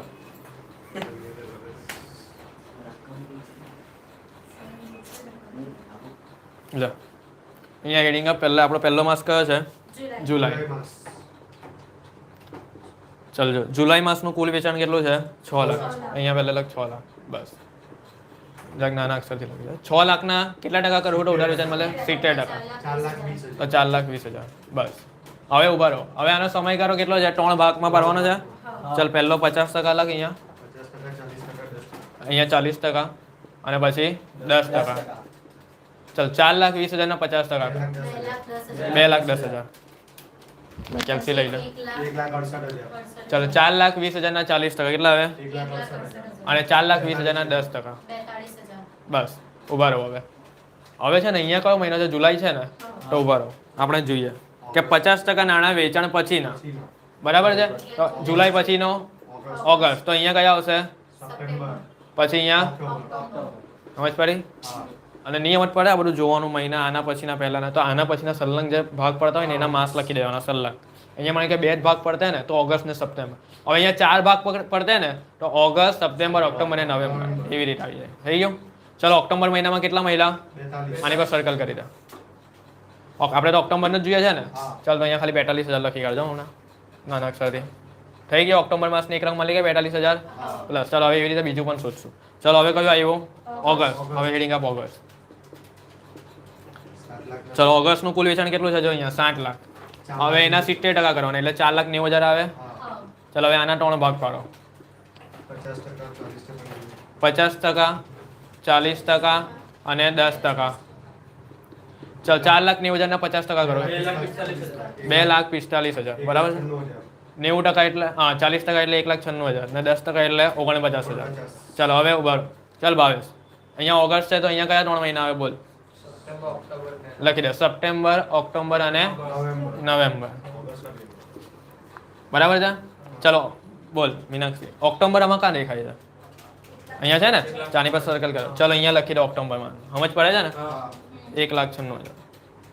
સપ્ટેમ્બર ચલો હવે ઓગસ્ટનું કામ પતી ગયું. હવે સપ્ટેમ્બર આવ્યું. ચલો સપ્ટેમ્બરનું હેડિંગ આપો. 8 લાખ સપ્ટેમ્બરમાં ટોટલ 8 લાખ લખવાના. 70 હવે 8 લાખના કેટલા ટકા ઉડાર વેચાણ છે? 70%. 5,60,000 5,60,000. ચલો હવે એના 3 ભાગ પાડો. 50%, 40% અને 10%. 5,60,000 ના 50% કરો. 2,80,000. 40% કેટલા થાય? 2,24,000. અને 10% કેટલા થાય? 56,000. ચાલ વત્સલ માસ બોલજો. આ સપ્ટેમ્બર અહીંયા છે તો અહીંયા કયા 3 માસ? November December October, November, December. અને ઓક્ટોબર માસની 2,80,000 ચલો ઓક્ટોબર માસમાં સર્કલ કરી દો. આપણે એ જ જોઈએ છે. અહીંયા લખી દો 2,80,000. 2,80,000. ચલો હવે ટોટલ બસ ઉભા રહો. હવે ઓક્ટોબરના 9 લાખ છે. 9 લાખના 70% કરો તો કેટલા હોય? 6,30,000 બરાબર છે. પણ એને આપણે 3 ભાગ પાડીએ અને પછી કંઈ કરવાની જરૂર છે એમાં? ના કારણ કે 3 ભાગ પાડશું તો કયા આવશે? November, December. પણ આપણે તો કયા માસનું ફક્ત જોઈએ છે? ઓક્ટોબર. એટલે એમાં આવી રીતે ઓક્ટોબર તો આવતું જ નથી. ચલો આ 3 રકમનો સરવાળો કેટલો થાય? 5,18,000 તો અહીંયા લખો ઇક્વલ ટુ કરીને. હા 5,18,000. 5,18,000 વત્તા રોકડ વેચાણ કેટલું મળેલું? 2,70,000. કેટલું આવે ટોટલ? 7,88,000 આવે છે આટલું? હા તો જોઈ લો જવાબ તમારો આવી ગયો 7,88,000. ચેક કરો. ઓક્ટોબર માસ માટે મળેલી રકમ જોઈ લો 7,88,000. બોલ ખબર પડી ગઈ? ચલો બેસી જાઓ. કોઈને કઈ ડાઉટ? આવી રીતે તમારા દાખલામાં છે ને પરીક્ષામાં ખાલી એવું પૂછે કે ઉધાર વેચાણની ખાલી ગણતરી કરીને આપો તો તમારો જવાબ કેટલો આવે? 5,18,000 ખાલી એટલું કહે કે રોકડ વેચાણ ખાલી બોલો તો 2 લાખ. અને એમ અને કંઈ કહે જ નહીં ને ખાલી એટલું કહી દે કે કુલ વેચાણ કે કંઈ નહીં તો સમજી જાઓ કે આ તમને 7,88,000 વાળો જવાબ છે. ખબર પડી ગઈ? ચલો આ પહેલો દાખલો આપણો. આ દાખલો તમને છે ને 3 થી 4 માર્કમાં પૂછાય. 3 માર્કમાં મિનિમમ આવશે આ દાખલો. બરાબર છે? અને એમસીક્યુમાં તમને પૂછે ને તો ખાલી રોકડ વેચાણ પૂછી લે. ના ના આટલી લાંબી થોડી આવે. ઉધાર વેચાણની ગણતરી કરી આતો. રોકડ વેચાણની તો આપણે પહેલે જ કરી નાખેલી. કેવી રીતે? કુલ વેચાણ ઓક્ટોબરનું જેટલું હોય ને એના 30% કરી નાખવાનું એટલે આવી જાય 2,70,000. બરાબર છે? બોલો. સર આપણે આપણા રકમમાં ઓક્ટોબર માસનું કુલ વેચાણ આપેલું છે. હા. પછી આવું કુલ વેચાણનો બંને વચ્ચેનો ડિફરન્સ શું? હા આપણે જે કુલ વેચાણ લઈએ ડિફરન્સ કહે છે ને? હા. ડિફરન્સનો મતલબ એમ થાય કે ઉધાર વેચાણ હોય ને ઉધાર વેચાણ એ ઉધાર વેચાણનો અમુક સમયગાળો હોય. સમજ પડી કે કયા મહિનાનું વેચાણ કયા મહિનામાં ચૂકવાય છે એના માટે આપણે આ ગણતરી કરતા હોઈએ. ચૂકવણીનું છે. બરાબર ને? હવે તમને એમ થાય ને કે ઓક્ટોબરના 9 લાખ તો આપેલા જ હતા હા તો પાછા આપણે કયા વેચાણ સુવિધા? કુલ વેચાણ બરાબર જ છે ને? તો આ છે ને ઉધાર વેચાણના સમયગાળા પ્રમાણે ગણતરી કરેલી છે. બરાબર છે? હવે તું વેપારી હોય બરાબર છે અને તું એમ કે ઓક્ટોબર મહિનામાં મારું 9 લાખનું વેચાણ થયેલું છે અને આ જુલાઈ મહિનામાં 6 લાખ 7 લાખ પણ પૈસા હજુ મળ્યા જ નથી. પૈસા તો મારા આવતા મહિને એના પછીના મહિને મળતા છે. તો એ મહિનાની ગણતરી આપણે કરવાની હોય ને તો આ એ મહિનાની ગણતરી છે. ખબર પડી? ચલો થઈ ગયો પહેલો દાખલો. હા હવે બીજો દાખલો કરીએ. સ્ટોક ઉઠલો વાળો.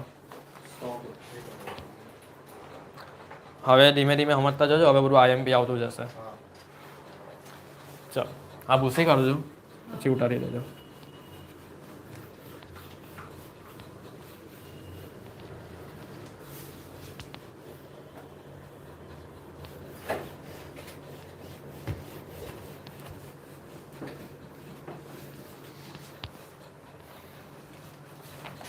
ચલો હવે બીજો દાખલો કયો છે? સ્ટોક ઉઠલો. સ્ટોક ઉઠલો તમને જાન્યુઆરીથી લઈને એપ્રિલનો આપેલો છે. દેખાય છે? 7, 9, 8, 12.5 અને છેવટનો સ્ટોક આપેલો છે. જ્યારે પણ છે ને દાખલામાં છેવટનો સ્ટોક આવે ને એટલે પેલું યાદ રાખી લેવાનું. આજે જે રાતનું છે એ કાલે હવાનું એને જ રહેશે. એટલે જાન્યુઆરીનો રાતનો 10,000 એ ફેબ્રુઆરીનો હવાનો કેટલો થઈ જાય? શરૂનો થઈ જાય એમ. ખબર પડી? હા કાચા નફાનો દર કેટલો આપેલો છે? 33.1% આપેલું છે. આ પોઈન્ટ નવો આવ્યો. ઉધાર અને રોકડ વેચાણનું પ્રમાણ કેટલું છે? 3:1. બરાબર છે? હવે આમાં પણ પાછું જોવાનું છે પરીક્ષામાં. જો પરીક્ષાવાળો છે ને જે પેપર કાઢનાર હોય ને પેપર કાઢનાર એ છે ને આ વિષયમાં છે ને આખી લાઈનમાં એને આખું જીવન નીકળી ગયું હશે. એટલે છે ને એને ખબર છે કે તમે કેવી રીતે પરીક્ષામાં એન્ટર થશો અને પેપર તમે કેવી રીતે લખશો અને કેવી રીતે તમને પાડવા એ બધું એને ખબર છે. તમે પેપરમાં અંદર ઘૂસી જાઓ પછી એનાથી બહાર નહીં નીકળી શકશો. એટલે આમાં શું આવ્યું ખબર મેઇન કે તમે જલ્દીમાં છે ને ઉધાર વેચાણ અને રોકડ વેચાણ લખ્યું ને અને માની કે પ્રમાણમાં તમે એમ તેમ કરી નાખ્યું ને તો પણ દાખલો આખો ખોટો પડી જાય. કેવી રીતે ખબર કે આ ઉધાર વેચાણ જેમ રોકડ વેચાણ લખેલું છે ને અને એનું પ્રમાણ છે ને ટોન જેમ 1 લખેલું છે ને હવે તમે ભૂલથી 1 જેમ ટોન કરી નાખ્યું ને તો પતી ગયું. આખું ઊંધું થઈ ગયું. એટલે એણે એવી રીતે જ બધું સેટ કરેલું હોય. અને તમને ખબર છે જો આમાં છે ને આ ટોન જેમ 1 છે ને પહેલે ઉધાર અને પછી રોકડ આપેલું છે ને અને જો એની સામેના દાખલામાં જોઈ લો પહેલે રોકડ છે ને પછી ઉધાર છે ને 1:4. એટલે આવું એ લોકો કરી નાખે. એની નીચે અંડરલાઈન કરજો. હવે તમે જલ્દીમાં આ દાખલો કરો ને પેલો તરત પકડશો ને તો તમે ગૂંચવાઈ જાવ. સમજ પડી? એટલે આ શબ્દની મારામારી છે બધી. શબ્દ જોવાનું ખાલી. શબ્દ આગળ પાછળ થઈ જાય એટલે પતી ગયું બધું. ચાલો આવી જાઓ. જોઈ જાય ચાલો પાછી. હવે આ દાખલો ધ્યાનથી સમજજો, નિયમત પર તો પૂછી લેજો. ભાવેશ આના પછીનો 5મો દાખલો જે છે ને એ તારે કરવાનો. બરાબર? લો ચાલો આપણે વાંચીએ. જો કાચા નફાનો દર કેટલો છે? 33.1%. તો આપણે ત્યાંથી ચાલુ કરીએ. બરાબર છે? એ કાચા નફાનો દર છે ને તમને પડતર શોધવા કામ લાગશે. પડતર છે, વેચાણ છે, એ બધું શોધવા.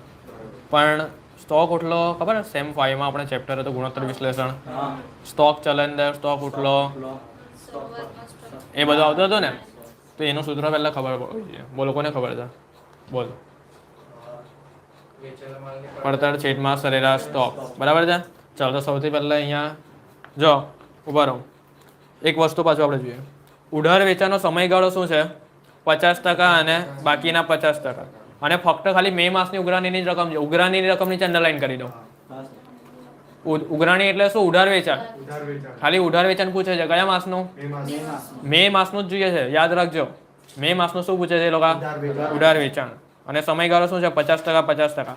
તો હવે તમે છે ને આ દાખલો નહીં કરીને જાઓ તો તમે શું કરશો? જાન્યુઆરીથી એપ્રિલની બધાની જ ગણતરી કરશો.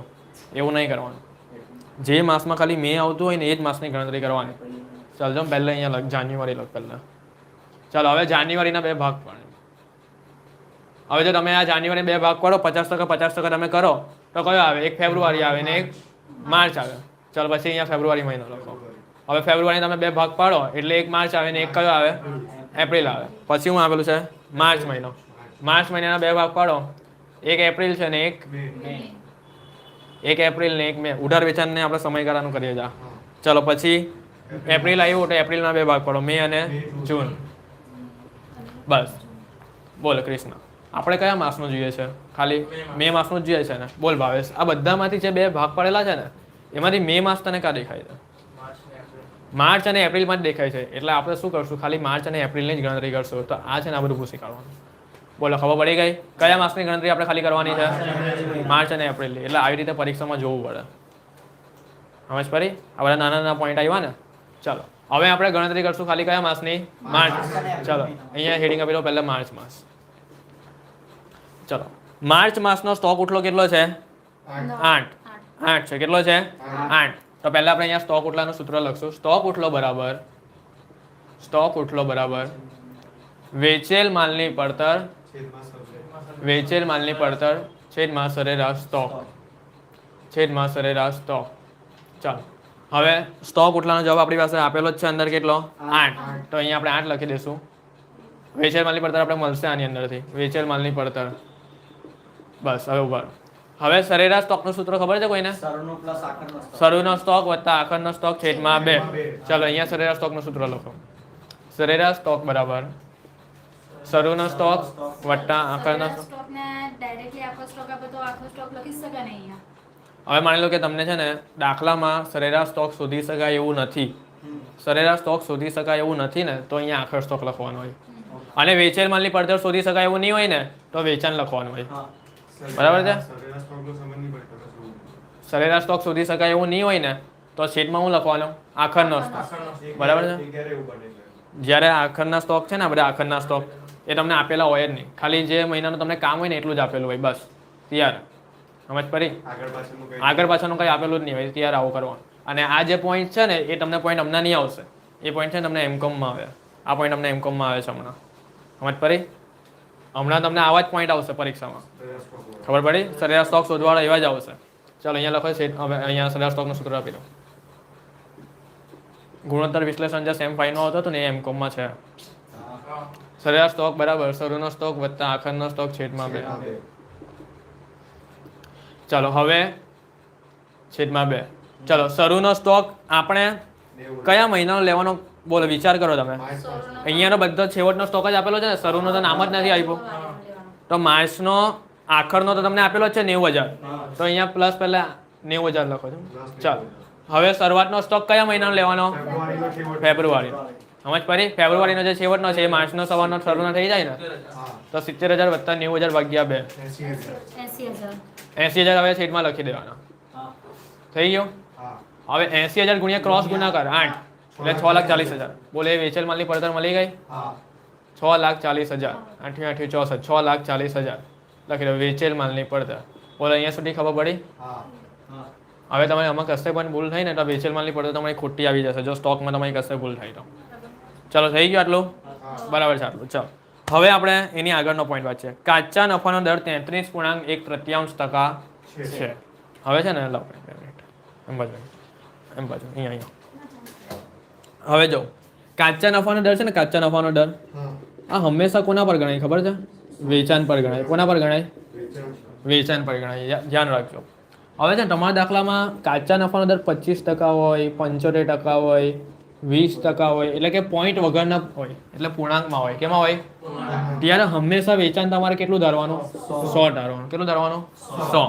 પણ માની લો કે હવે તમારા દાખલામાં છે ને આ કાચા નફાનો દર 33.1% હોય, 66.1/6 હોય, 33.2/3 હોય, એટલે આવું બધું હોય ને, તો આમાં તમારે છે ને બધા વચ્ચેના ભાગ હોય ને, આ વચ્ચેના ભાગો એ લેવાના.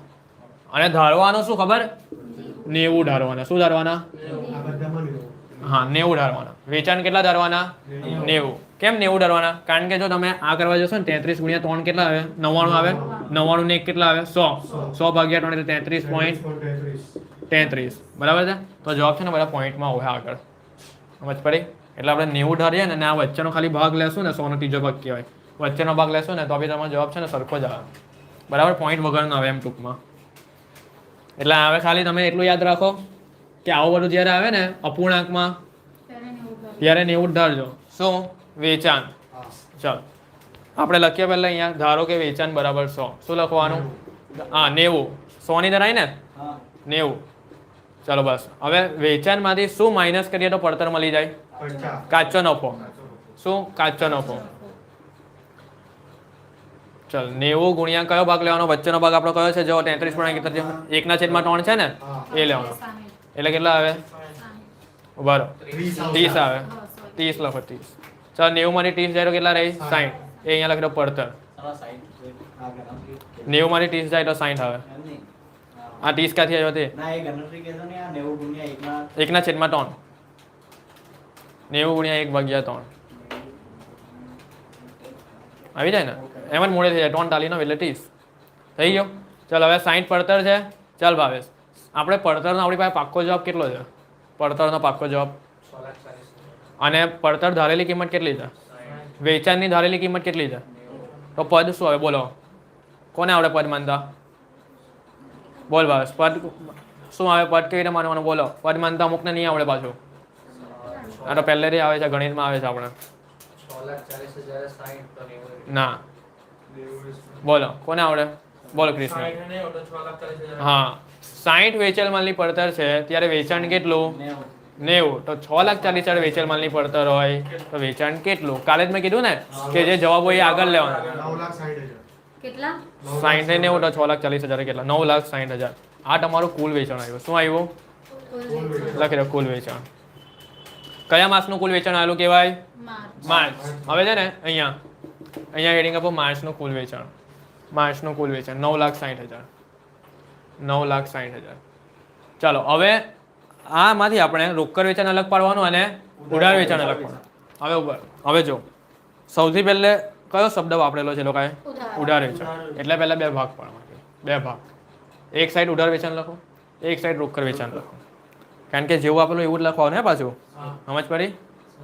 નીચે કુલ વેચાણ આપણે 9,60,000 એટલે એક બાજુ 6,40,000. શું? ઉપર 9,60,000 આવશે. હા 9,60,000 જ આવે ને. 9,60,000 કુલ વેચાણ આવે. થઈ ગયું? હા. જો અહીંયા છે ને એ જ અહીંયા લખેલું છે બરાબર. હવે આને 3/1 માં ડિવાઈડ કરીએ. એ તો આપણે આવડે જ છે 9,60,000 ગુણ્યા 3 ભાગ્યા 4 આ બંનેનો સરવાળો એટલે 4 થાય કેટલો આવ્યો 7,20,000 ને 9,60,000 ગુણ્યા 1 ભાગ્યા 4 ડિવાઈડ કરતા આવડે ને 2,40,000 બસ વાહ. હવે આપણે ઉઘરાણી પૂછેલી છે કે રોકડ વેચાણ પૂછેલું છે ઉઘરાણી કેટલી ઉઘરાણી ટોટલ આવી 7,20,000 બરાબર છે અને આપણે આ સાઈડ જો ઉધાર વેચાણનો સમયગાળો એપ્રિલ અને મે નો લખેલો છે ને કેટલા ટકા છે 50% એટલે હવે અમારી પાસે બે ભાગ પાડવાના 3,60,000 50% 3,60,000 3,60,000 72 અડધા થઈ ગયા ચાલો પેલા દા માસ કેટલા લખેલા એપ્રિલ ને મે લખેલા ને અહીંયા લખી દો એપ્રિલ અને મે અને આપણે કયા માસનું જોઈએ છે તો મે માસ પર સર્કલ કરી દો બરાબર છે અહીંયા હેડિંગ મે માસની કુલ ઉઘરાણી મે માસની કુલ ઉઘરાણી ઇક્વલ ટુ 3,60,000 ચલો હજુ આપણે બાકી છે આ ખાલી થોડુંક જ આવ્યું 3,60,000 ખાલી એક રકમ આપણે મળેલી છે બસ લો ચલો આટલું ખબર પડી પહેલા એ મને કહો હવે આ બધી ગણતરી આપણે માસની કરીને એવી આવી જ બધી ગણતરી હવે કોની કરવાની પાછું આપણે અહીંયાથી આ બધું સ્ટાર્ટ કરવાનું પાછો સ્ટોક ઉટલાનું સૂત્ર લખવાનું એમાં હવે સ્ટોક ઉટલો કેટલો આપેલો છે 12.5 આપેલો છે બરાબર છે પાછું આપણે સરેરાશ સ્ટોક વધવાની એટલે વેચેલ માલની પડતર મળે અને પાછું આપણે આવું પદ મારવાનું કુલ વેચાણ મળે પાછા એના આવી વેચવાનું અને પાછું એમાં ઉધાર વેચાણ અને પછી જે રકમ મેની આવે ને અહીંયા લખવાની અને એ બંનેનો સરવાળો કરશે એટલે મે માસની કુલ ઉઘરાણી રકમ મળે એટલે પાછા બધા સ્ટેપ આપણે કયા માસના કરવાના એપ્રિલ માસના ખબર પડી કેમ એપ્રિલ માસના કરવાના કારણ કે એમાં પણ મે આવતો છે એટલે સમજ પડી ચાલો હવે આપણે એ કરીએ ચાલો હવે કોણ કરશે સાહેબ આવી જા બસી જા હવે અહીંયા મે માસની કરો આ રવા દેવાની છે અહીંયાથી કરવાની છે અહીંયાથી ચાલુ કરી દો ચાલ અહીંયાથી ચાલુ કરી દો અહીંયા લાઈન પાડી દો પહેલાં ઊભી લાઈન ચાલ હેડિંગ આપી દો એપ્રિલ માસ અહીંયા હેડિંગ આપી દો એપ્રિલ માસનું હવે ચાલો સૌથી પહેલે એપ્રિલ માસનો સ્ટોક ઉટલો કેટલો છે બોલો ચાલો એપ્રિલ માસનો 12.5 12.5 અને એનું સૂત્ર વેચેલ માલની પડતર છેદમાં સરેરાશ સ્ટોક ચાલો હવે સરેરાશ સ્ટોકનું સૂત્ર અહીંયા લખો બાજુમાં ચાલો વેચેલ માલની પડતર આપણે મળશે સરેરાશ સ્ટોકનું સૂત્ર શોધીને હા વેચેલ માલની પડતર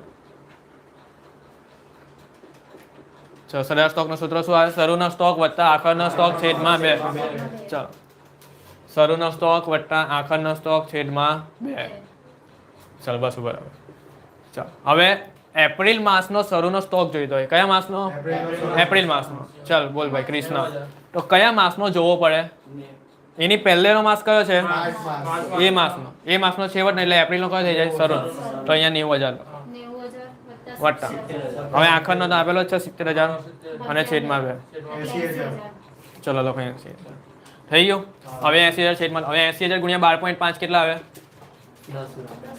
10 લાખ આવી ગઈ વેચેલ માલની પડતર બાજુમાં લખી દો અહીંયા વેચેલ માલની પડતર 10 લાખ ચલો હવે જો પાછું છે ને સાંભળો આવું પદ મારવાની એટલે આવું એમ લખવાની જરૂર નથી હવે ડાયરેક્ટ પદ જ મારવાનું કે ભાઈ 60 90 તો 10 લાખ એ કેટલા બોલો ચલો બધા વેચાણ શોધીને આપો કેટલા આવે 15 આવે છે 15 લાખ હા લખી દો 15 લાખ તમારું કુલ વેચાણ આવી ગયું કયા માસનું આવ્યું એપ્રિલ માસનું લખી દો બાજુમાં એપ્રિલ ચલો હવે અમારી બે ભાગ પાડો નીચે એક ઉધાર વેચાણ ઓ બરોબર અંદરથી બે ભાગ પાડવાના એટલે શું એક કયું વેચાણ આવે એક જેમ ત્રણ હા 3 જેમ 1 હા 3 માં જો ભૂલ પડે છે ને હા 3 જેમ 1 એટલે ઉધાર ને રોકડ ચાલો ડિવાઈડ કરો જો 11,25,000 હા 11,25,000 અને એક કેટલું થાય 3 લાખ 3,75,000 ચલો બસ હવે આપણે રોકડ જોઈએ કે ઉધાર જોઈએ ઉધાર જોઈએ ને હવે અમારી 50 કરો 11,25,000 ના 50% 50% 5,62,500 ચલો કયા માસ લખવાના હતા એપ્રિલ પછીના સલંગ મે માસ કયા આવે જો અહીંયા મે અને જૂન આ રહ્યા જો આપણે અહીંયા લખેલા છે મે અને જૂન લખી દો ચલો હવે મે પર સર્કલ કરી દો ચલો હવે એ 5,62,500 જો આપણે કા છે આ રહ્યું અહીંયા 3,60,000 ની અંદર એડ કરવાના જે પેલા શોધેલા ને 3,60,000 એની અંદર આ 5,62,500 એડ કરવાના તો જોઈ લો 9,22,500 આવી ગયો જવાબ આપણો જોઈ લો આવી ગયો 9,22,500 હા જોઈ લો બીજા દાખલાનો જવાબ થઈ ગયો એની પર સર્કલ કરી દો 9,22,500 થઈ ગયો દાખલો એક આખો? બોલો, ખબર પડી? ચાલો, હવે આમાં કોઈને કઈ પ્રશ્ન છે? ના. કઈ પૂછવું છે? ના. ચાલો હવે આગળ કરીએ. હવે કયો દાખલો આવ્યા? ત્રીજો દાખલો. બીજો દાખલો.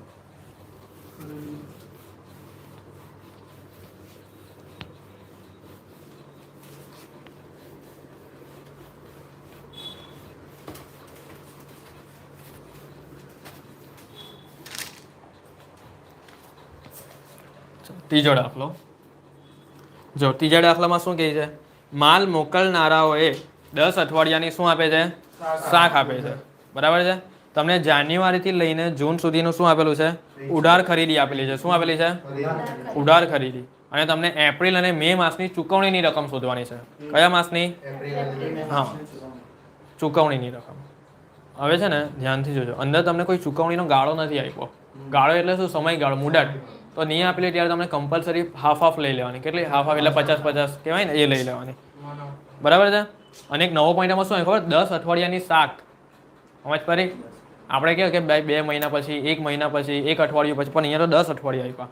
તો પહેલા અઠવાડિયાને આપણે મહિનામાં કન્વર્ટ કરવા પડે. કેમાં કન્વર્ટ કરવાના? ચાલ ભાઈ, સહી છે. ચલો જોઈએ આપણે હવે આગળ. આપણે ટૂંકમાં એપ્રિલ અને મે માસની શું શોધવાની છે? ખરીદી શોધવાની છે, ચૂકવણીની રકમ શોધવાની છે. બરાબર છે. ચાલો સૌથી પહેલાં અહીંયા લખી દે દાખલા નંબર 3 ઉપર. દાખલા નંબર 3 જો, સૌથી પહેલા આપણે એને મહિનામાં કન્વર્ટ કરશું. કેમાં? મહિનામાં. જો કેટલા અઠવાડિયા આપેલા છે? 10 અઠવાડિયા. ચાલો વધશે. એક મહિનામાં કેટલા અઠવાડિયા આવે? 4 અઠવાડિયા આવે. એટલે કે 4 અઠવાડિયાનો એક મહિનો કહેવાય ને. તો આપણે અહીંયા પદ મારજો 4 અઠવાડિયાનો એક મહિનો.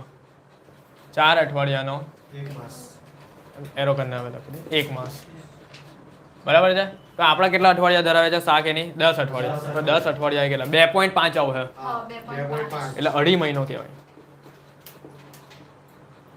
2.5 માસ. બોલો, મળી ગયો? એટલે તમને છે ને એ લોકોએ આ આપવું જોઈએ. એની જગ્યા પર એ લોકોએ 10 અઠવાડિયા ગુચવા માટે આપ્યા. હવે આની જગ્યા પર છે ને કોઈ કેટલા પણ 52 અઠવાડિયા મૂકે, 13 અઠવાડિયા મૂકે, 14 અઠવાડિયા મૂકે, ગમે તે મૂકે, પણ એટલું બધું નહીં આવશે. 10 અઠવાડિયા જ આવશે. બહુ એટલું બધું નહીં આવે. 2.5 માસ થઈ ગયો. સમયગાળો મળી ગયો. ચલો હવે જોવું પડે કયા માસની ચૂકવણીનો સમયગાળો પૂછેલો કે એપ્રિલ અને મે. એપ્રિલ અને મે. બરાબર છે. ચલો લાવજો 2 મિનિટ હવે એમ બતાવી. જો હવે આપણે છે ને સ્ટાર્ટિંગ કરે ચાલો માને કે જાન્યુઆરી ચાલુ કરે ને. હવે અઢી માસ આપણે લઈએ ને તો પહેલા સમજવાનું પહેલા કયા માસમાં આવે? 2 માસ ને ત્રીજો અડધો. શું આવે? 2 માસ ને બીજો અડધો. એટલે અહીંયા છે ને માર્ચ આવશે ને અહીંયા શું આવશે? એપ્રિલ. બરાબર છે. ત્રીજો અડધો એટલે આખો જ લઈ લેવાનો એમ, પછી ગણિત લેવાનો એ માસ પણ એમ. જો આ 2 માસ કહેવાય ને તો જાન્યુઆરી પછીના 2 માસ, જાન્યુઆરી ગયો, ફેબ્રુઆરી ગયો એટલે માર્ચ આવ્યો એ. અને આ 0.5 એટલે એનો એપ્રિલ મહિનાના 15 દિવસ કહેવાય એમ, અડધો મહિનો. એટલે આપણે એપ્રિલ મહિનો પણ લખી કાઢ્યો. બરાબર છે. એમાં તમારે બહુ એમ અંદર પેલું એ નથી દોડવાનું કે ભાઈ આ 2.5 એટલે શું આવે? આ 2 મહિનો એટલે ખાલી એટલું યાદ રાખવાનું કે જાન્યુઆરી પછીના 2 મહિના. આ 0.5 છે ને એટલે છે ને એના પછીનો જે મહિનો આવતો છે ને એ મહિનો રનિંગમાં છે એમ. સમજ પડી? શું કહેવાય? રનિંગમાં છે. એટલે અહીંયા આપણે એના પછીનો માસ લખેલો છે એપ્રિલ. ખબર પડી? તો ફેબ્રુઆરીના જે છે એ ચલો ફેબ્રુઆરી ગયો, માર્ચ ગયો એટલે અહીંયા શું આવશે? ને અહીંયા શું આવશે પછી? મે. ચલો માર્ચ મહિનો છે તો માર્ચ ગયો, એપ્રિલ ગયો તો અહીંયા મે ને અહીંયા જૂન. ચલો એપ્રિલનું કરીએ તો એપ્રિલ ગયો, મે ગયો તો અહીંયા જૂન અને જુલાઈ. ચાલ બીજો છે કોઈ આગળ? છે ને જો મે છે ને મે સુધીનું છે ને. ચલો મેમાં આપણે કરીએ. મે ગયો, જૂન ગયો એટલે જુલાઈ અને ઓગસ્ટ. પછી કયો મહિનાનો આપેલું છે? જૂન. તો જૂનનું આપણે કરીએ તો જૂન ગયો, જુલાઈ ગયો એટલે ઓગસ્ટ અને બોલો. આટલું ખબર પડી પહેલાં? પણ આપણે આટલું બધું કરવાની કોઈ જરૂર નથી. કેમ? કયા મહિનાનું પૂછેલું? ફક્ત એ લોકો ખાલી ફક્ત એપ્રિલ મહિનો અને મે મહિનો. આ જે 2 ભાગ પાડેલા છે ને એમાં ખાલી એપ્રિલ અને મે મહિનો કયો છે એ ખાલી ઓડી ના. બોલો આમાં છે એપ્રિલ અને મે? એટલે આ મહિનાની ગણતરી નથી કરવાની. આમાં છે એપ્રિલ અને મે? નથી. આમાં છે? જો આમાં છે મે આવ્યો ને મે એટલે માર્ચ મહિનાની કરવું. જો આમાં એપ્રિલ અને મે બંને છે એટલે આની પણ કરશું. અને આમાં પણ જો એપ્રિલ છે એટલે આની પણ કરશું. જો આ એપ્રિલ છે ને એટલે આ પહેલાં નક્કી કરો જાન્યુઆરી ફેબ્રુઆરી અને માર્ચની ગણતરી આપણે કરવાની છે સમજ પડી પહેલાં આવી રીતે નક્કી કરવાનું હોય ચલો એટલે આ બધું આપણે કેન્સલ ખબર પડી ગઈ ને ચાલો હવે જોઈએ આપણે સૌથી પહેલાં અહીંયા મહિનો લખો જાન્યુઆરી કયો મહિનો જાન્યુઆરી ચલો જાન્યુઆરી માસની ટોટલ ઉધાર ખરીદી કેટલી છે 70,000 લખો બાજુમાં 70,000 ચલો બે ભાગ પણ મેં તમને શું કીધું ચૂકવણી કઈ કીધું કે 25%, 20%, 30% એવું કીધું નથી એટલે કેટલા લેના હાફ હાફ ચલો 70 ના હાફ હાફ કેટલા આવ્યા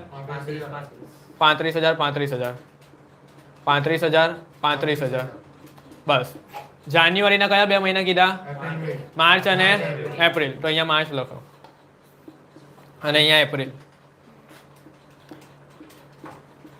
થઈ ગયું હવે આવું જ આપણે ફેબ્રુઆરીનું કરીએ ચલો અહીંયા હેડિંગ આવે ફેબ્રુઆરી ચલો ફેબ્રુઆરીની કેટલી છે જોઈએ આપણે 72,000 લખો ચલો એના હાફ હાફ 36,000 લખી દો ચલો કયા માસ છે એપ્રિલ અને મે લખી દો એપ્રિલ અને મે ચલો હવે એની નીચે માર્ચ મહિનાનું ટોટલ કેટલું છે 76,000 ચલો બે ભાગ પાડો 38,000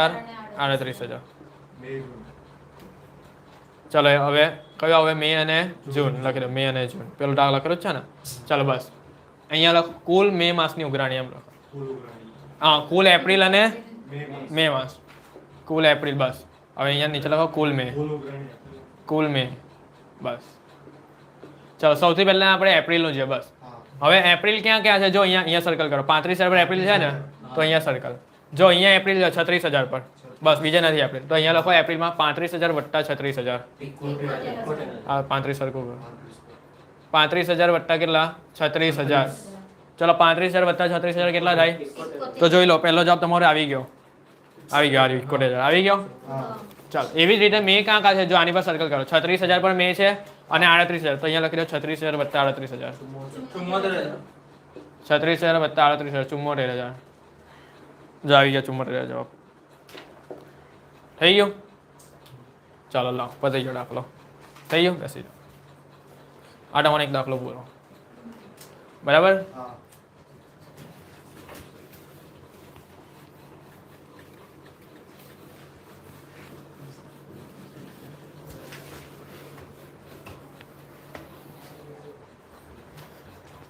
ચલો હવે પહેલો દાખલો પતી ગયો બીજો દાખલો પતી ગયો ત્રીજો દાખલો પતી ગયો ચોથો દાખલો મોસ્ટ ઇમ્પોર્ટન્ટ છે ઠીક કરી દેજો મોસ્ટ ટાઈમ એ હું કરાવું છું ચોથો દાખલો મોસ્ટ ટાઈમ બી ચાલો ધ્યાનથી સમજજો આ દાખલો અને છે ને આ દાખલો તો એટલો આઈએમપી હજુ હું તમને કેવો આઈએમપી પણ આના કરતાં એક આઈએમપી હજુ છે એ અંદર આપ્યો જ નથી લેન્ડર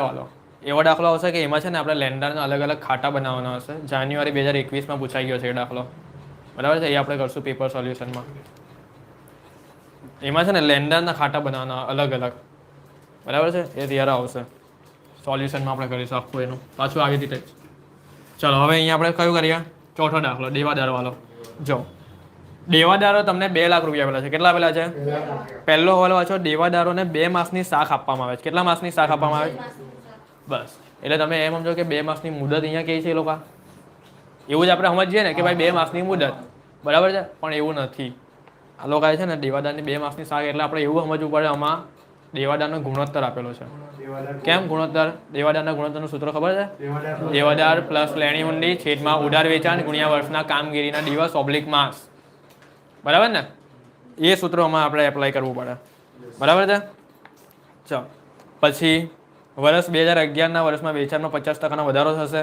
વર્ષ 2010માં ઉધાર વેચાણ દર મહિને એક સરખી રીતે થતું અને એ જ રીતે 2011માં થતું રહેશે ફેબ્રુઆરી અને માર્ચ માસની ઉઘરાણીની ગણતરી કરવાની છે બરાબર છે હવે આપણે થોડીક ઇંક પૂરી દઈએ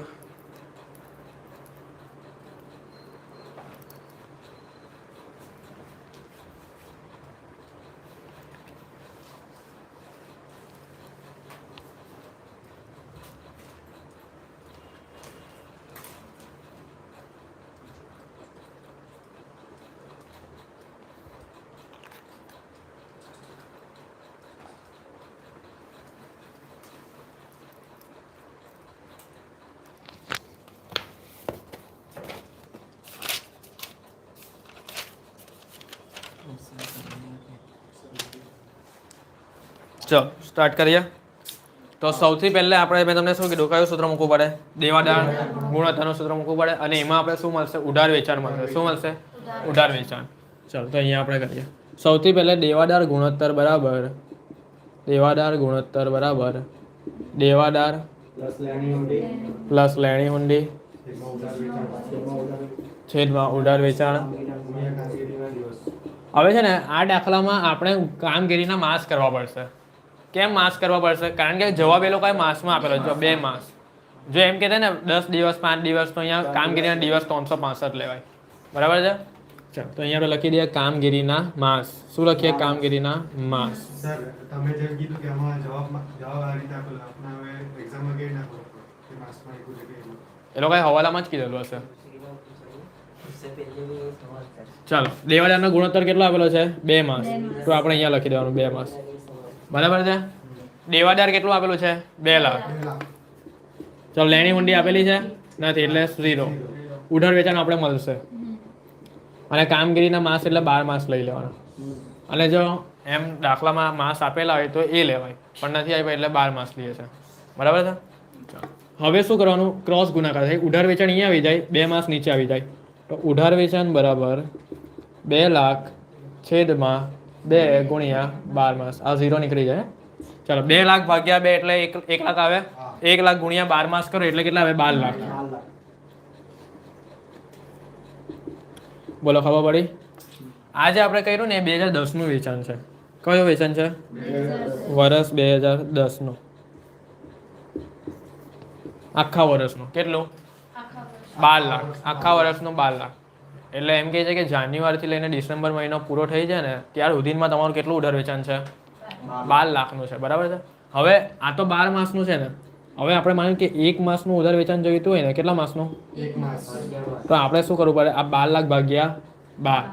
12 માસ. 12 માસ એટલે 1 માસના તમને 1 લાખ મળશે. 1 લાખ રૂપિયા. આનો મતલબ શું થયો કે જાન્યુઆરીથી લઈને ડિસેમ્બર મહિનામાં કેટલા આવે? દર મહિને 1 લાખ 1 લાખ 1 લાખ આવે. એમ એટલે ટોટલ કેટલું થાય? 12 લાખ. બરાબર છે? તો આપણે એક કામ કરીએ, અહીંયા આપણે એવું લખી દઈએ કારણ કે એ જરૂરી છે લખવાનું. 2011 ની માહિતી કરાવો ને ત્યારે એમાં કામ લખશે. એટલે અહીંયા સમજાવવા માટે લખવું પડશે.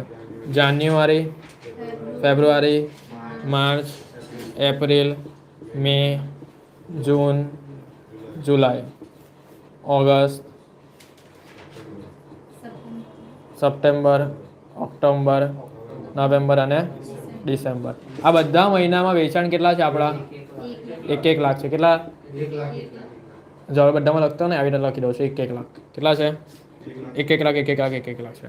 એટલે ટોટલ 12 લાખ થઈ ગયા છે. ખબર પડી ગઈ? આ 2010 નું છે. હવે આપણે બધી ગણતરી કોની કરશું? 2011. ચલો હવે આપણે વાંચીએ આગળ શું કહે છે. જો વાંચીએ બીજો હવાલો કે ભાઈ 2011ના વર્ષમાં વેચાણમાં 50% શું થતો છે? વધારો થતો. કુલ વેચાણ 2010 નું કેટલું હતું? 12 લાખ. કેટલું હતું? 12 લાખ. તો કુલ વેચાણ 12 લાખ હતું. હવે આમાં આપણે કેટલાનો વધારો કરવાનો કહે છે? તો હવે આપણા કેટલા થશે? 18 લાખ. કેટલા થશે? 18 લાખ. 2011 નું કુલ વેચાણ કહેવાય. હે હવે 2011 ના એક મહિનાનું આપણે જોઈતું હોય ને તો આના ભાગ્યા પાછળ કેટલા કરવાના? 12 માસ. કેટલા કરવાના? 12 માસ. તો કરો 1,50,000 આવશે. કેટલો આવશે? 1,50,000. એટલે 1,50,000 2011 ના 1 માસનું તમને મળી ગયું. આવી રીતે તમને 2011 નું જાન્યુઆરીથી લઈને જાન્યુઆરી, ફેબ્રુઆરી, માર્ચ, આ એપ્રિલ, આ મે, આ જૂન, જુલાઈ, ઓગસ્ટ, સપ્ટેમ્બર, ઓક્ટોબર, નવેમ્બર અને ડિસેમ્બર આ બધા મહિનામાં તમારા કેટલા રૂપિયા હશે? 1,50,000 1,50,000 1,50,000. તો ટોટલ તમારા અહીંયા 18 લાખ થયા હશે. અને આમાં બધામાં કેટલા? 1 લાખ 1 લાખ. તો અહીંયા 12 લાખ થયા હશે. પણ આટલો ખબર પડી? હવે એ લોકોએ જોઈએ પૂછેલું શું છે. હવે એવું પૂછેલું છે ફેબ્રુઆરી અને માર્ચ માસની ઉઘરાણીની રકમ.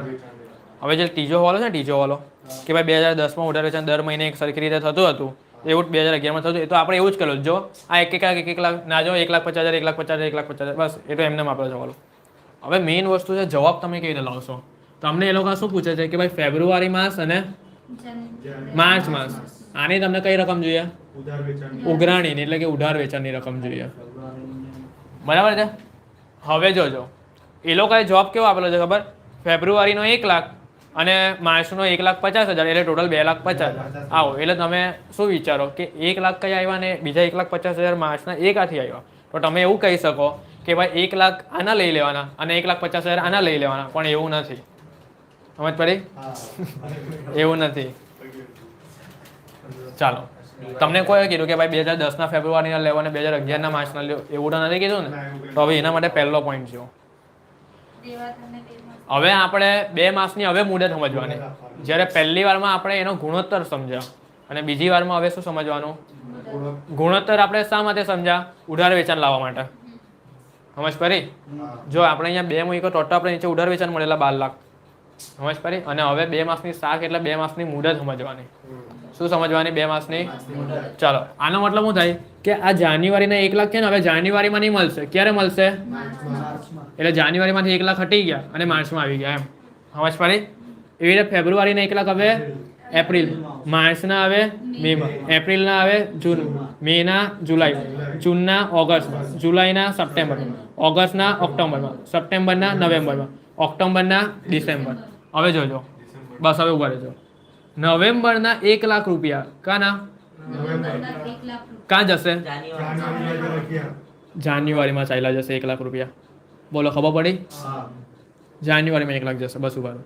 ડિસેમ્બરના 1,00,000 રૂપિયા 2 મહિના પછી એટલે ફેબ્રુઆરીમાં ચાલ્યા જશે. બસ, એટલે હવે ફેબ્રુઆરીમાં કેટલા આવી ગયા? 1,00,000. આ ફેબ્રુઆરીમાં 1,00,000 આવ્યા. સમજ પડી? બસ હવે ઉભા રહો. હવે આ 1,50,000 જે હતા ને આમાં, એ પાછા 2 માસ હટી ગયા એટલે ક્યાં ચાલ્યા ગયા? માર્ચમાં. એટલે માર્ચમાં આપણા કેટલા આવ્યા? આવી રીતે 1,50,000 ને આના આગળ ચાલ્યા જાય એમ, ને આના આગળ ચાલ્યા એવી રીતે. પણ આપણો મેઇન જોબ તો મળી ગયો. જોઈ લો, 1,00,000 ને 1,50,000. હવે મને પાટિયા બેહાડવા હતા, તમે તમને ડાયરેક્ટ કહી દેશે ને કે ભાઈ આને 1,00,000 લઈ લો, આને 1,50,000 લઈ લો, પતી ગયો જોબ. પણ એવું નથી. કોન્સેપ્ટ સમજવાનો એ બધાનો. આવી ગયો તમારો જોબ. જોઈ લો, આવી રીતે 1,00,000 ને 1,50,000 છે. ખબર પડી? ગણતરી છે ને એક્ઝામમાં તમને આવી નથી બતાવવાની, જેવી તમે અહીંયા કરેલી છે.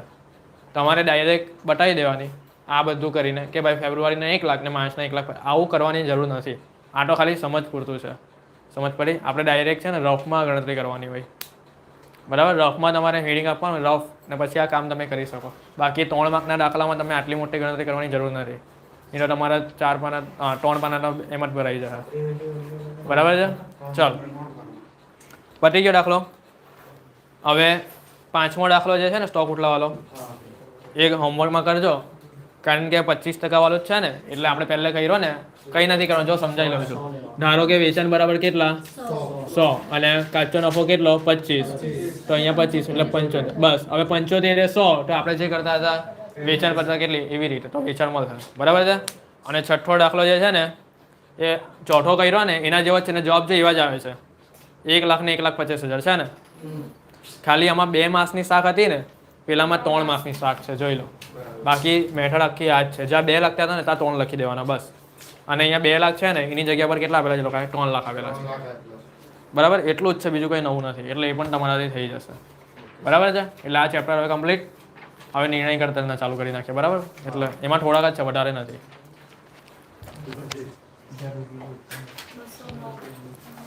ચાલો, 2 ચેપ્ટર આપણા પતી ગયા. હવે છેલ્લું ચેપ્ટર આપણું નિર્ણય કરતરના હિસાબો.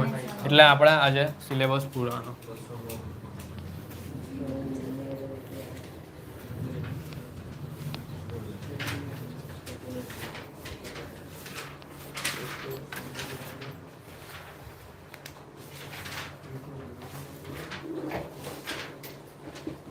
નિર્ણય ઘડતર ના હિસાબો.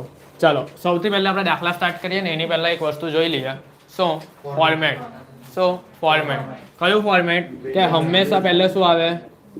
વેચાણમાંથી શું માઇનસ કરવાનું? એટલે શું મળે? ફાળો માઇનસ શું કરવાનું? પ્લસમાં આવે તો અને માઇનસમાં આવે તો ખોટ. ફાળાનું બીજું નામ શું? પીવી. બરાબર છે? ચાલો, નફા જથ્થાનો ગુણોત્તર એને કહેવાય. ચલો, હું કેવું છું? 2 પાના નંબર કાઢજો.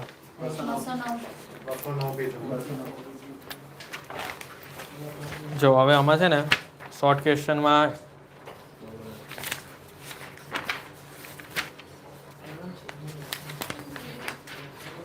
જો પહેલો દાખલો એ કરવાનો છે, બીજો દાખલો કરવાનો છે, બરાબર, અને ચોથો દાખલો કરવાનો છે. પહેલો, બીજો, ચોથો, બસ આટલા જ, બરાબર.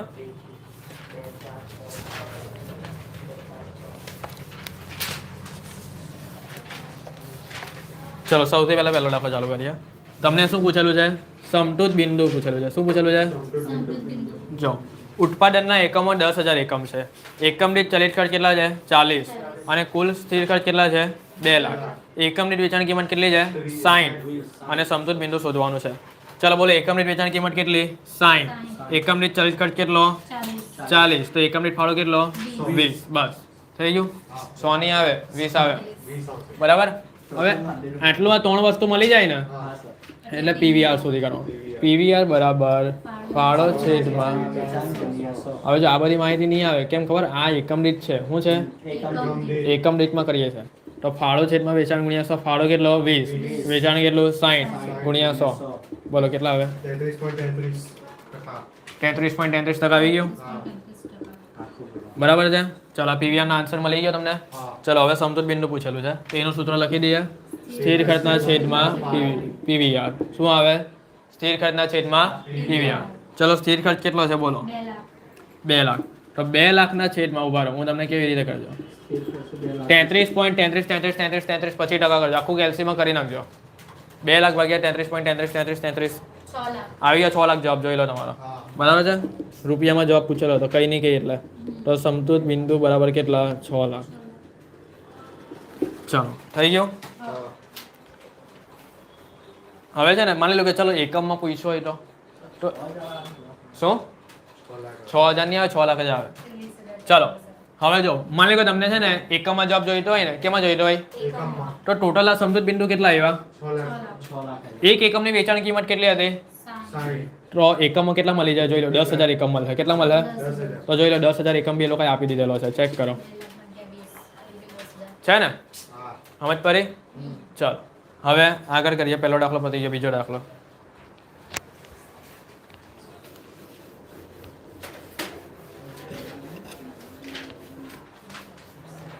જો લિબર્ટી વોચ ફેક્ટરીની માહિતી તમને આપવામાં આવેલી છે. ઉત્પાદન 90,000 એકમો આપેલા છે. સ્થાયી ખર્ચ કેટલા આપેલા છે? 6 લાખ. હવે સ્થાયી ખર્ચ એટલે શું? સ્થિર ખર્ચ. લખી દેજો સ્થિર ખર્ચ. બરાબર છે. ચાલો ચલિત ખર્ચા કેટલા આપેલા છે? 10. એકમ દીઠ 10 ને વેચાણ કિંમત એકમ દીઠ 20. બરાબર.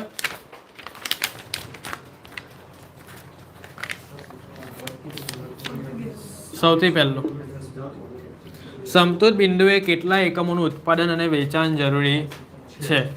એક કામ કરીએ. સૌથી પહેલા આપણે પેલું ફોર્મેટ બનાવી દઈએ. વેચાણ માઇનસ ચલિત ખર્ચ એટલે ફાળો. બસ. એકમ દીઠ વેચાણ કિંમત કેટલી છે? 20. એકમ દીઠ ચલિત ખર્ચ કેટલા છે? 10. એટલે ફાળો કેટલા હોય? 10. ચલો પીવીઆર મળી જાય. ફાળો છેદમાં વેચાણ ગુણ્યા 100. બોલે ફાળો કેટલો છે? 10. વેચાણ કેટલું છે? 20 ગુણ્યા 100. તો 10 ભાગ્યા 20 ગુણ્યા 100 કરો. 50. 50% મળી ગયો પીવીઆર. ચલો પહેલો વાલો સોલ્વ કરીએ. સમતૂર બિંદુએ કેટલા એકમોનું ઉત્પાદન અને વેચાણ જરૂરી છે? હવે કઈ ઉત્પાદન અને વેચાણ નથી શોધવાનું, ખાલી એકમો શોધવાના. શું શોધવાના? એકમો. સમતૂર બિંદુએ તમને એકમો શોધવાના. હવે એકમનું સૂત્ર શું આવે? સ્થિર ખર્ચ છેદમાં એકમ દીઠ ફાળો. એકમ દીઠ ફાળો. શું આવશે? એકમ દીઠ ફાળો. ચલો સ્થિર ખર્ચ તમારા દાખલામાં કેટલું આપેલું છે જો ચેક કરો. 6 લાખ. 6 લાખ. તો 6 લાખ સ્થિર ખર્ચ અને એકમ દીઠ ફાળો જો આ રહ્યો હમણાં જ લાવ્યો 10. એટલે 60,000 એકમો. હવે મને કે પીવીઆર પૂછતે ને પીવીઆર એક રૂપિયામાં પૂછતે ને રૂપિયામાં, હા. તો 6 લાખ ભાગ્યા 50% કરી દેવાના. તો તમને રૂપિયામાં એનો આન્સર મળી જાય. 12 લાખ. બરાબર છે. પણ અહીંયા આપણે કેમાં પૂછેલું છે લોકો? એકમમાં. તો આ પહેલો સવાલ તમારો સોલ્વ થઈ ગયો. ચલો બીજો. જો વેચાણ કિંમત એકમ દીઠ 10%થી ઘટાડવામાં આવે તો નવું સમતૂર બિંદુ કયું હશે? બરાબર છે. ચલો તો જૂની એકમ દીઠ વેચાણ કિંમત કેટલી છે? 20. 20 માઇનસ 10% કેટલા થાય? 18. કેટલા થાય? 18. આ 20 જૂની માઇનસ 10% એટલે નવી વેચાણ કિંમત 18. ચલિત ખર્ચામાં કોઈ ફેરફાર નથી એટલે નવો ફાળો કેટલા આવ્યો? 8. થઈ ગયું. હવે શું પૂછેલું છે? સમતૂર બિંદુ. નવું સમતૂર એકમમાં પૂછેલું છે ને? ચાલો PVR. બીજો હવાલો સમતુત બિંદુ બરાબર એકમ સ્થિર ખર્ચ છેદમાં એકમ દીઠ ફાળો. સ્થિર ખર્ચ આપણે જૂના હતા એટલે લેવાના 6 લાખ 6 લાખ. અને એકમ દીઠ ફાળો હવે નવો આવ્યો ને 8 રૂપિયા એ લઈ લેવાનો એટલે 75,000. 75,000 આવી ગયા 75,000 એકમ થઈ ગયો. ચલો ત્રીજો હવાલો રૂપિયા 4 લાખનો નફો મેળવવા કેટલું જરૂરી વેચાણ એકમોમાં. ચાલો એટલે જરૂરી વેચાણનું સૂત્ર મૂકવાનું એકમનું. જરૂરી વેચાણ બરાબર કાઉન્સમાં એકમનું જોઈએ છે એટલે સ્થિર ખર્ચા વત્તા શું આવશે નફો. જો હવે મને કે અહીંયા ખોટ આવશે ને તો માઇનસ ખોટ કરતે બરાબર છે છેદમાં એકમ દીઠ ફાળો. ચાલો સ્થિર ખર્ચા કેટલા આપેલા છે એ લોકોએ 6 લાખ. 6 લાખ. સ્થિર ખર્ચા 6 લાખ આપેલા છે બરાબર ને વત્તા નફો 4 લાખ. વટ્ટા નફો હવાલાનો લેવાનો હે 4 લાખ 4 લાખ. અને એકમ દીઠ ફાળો ઉભા રહો વત્સલ જૂનો લેવાનો કે નવો લેવાનો બોલ નવો જે આપ્યો છે. નવો નહીં જૂનો લેવાનો 10 જ લેવાનો. 10 પેલો પેલો આ તો હવાલા પૂરતો હતો તો સિંગલ. આ જૂનો લેવાનો 10 ચલો 6 લાખ વટ્ટા 4 લાખ 10 લાખ ભાગ્યા 10 એટલે 1 લાખ આવશે 1 લાખ એકમ આવશે શું આવશે 1 લાખ પતી ગયો હા સર. ચલો ત્રીજો દાખલો ચોથો. હા ચોથો દાખલો 1 2 ને 4. ચલો ચોથો દાખલો કરીએ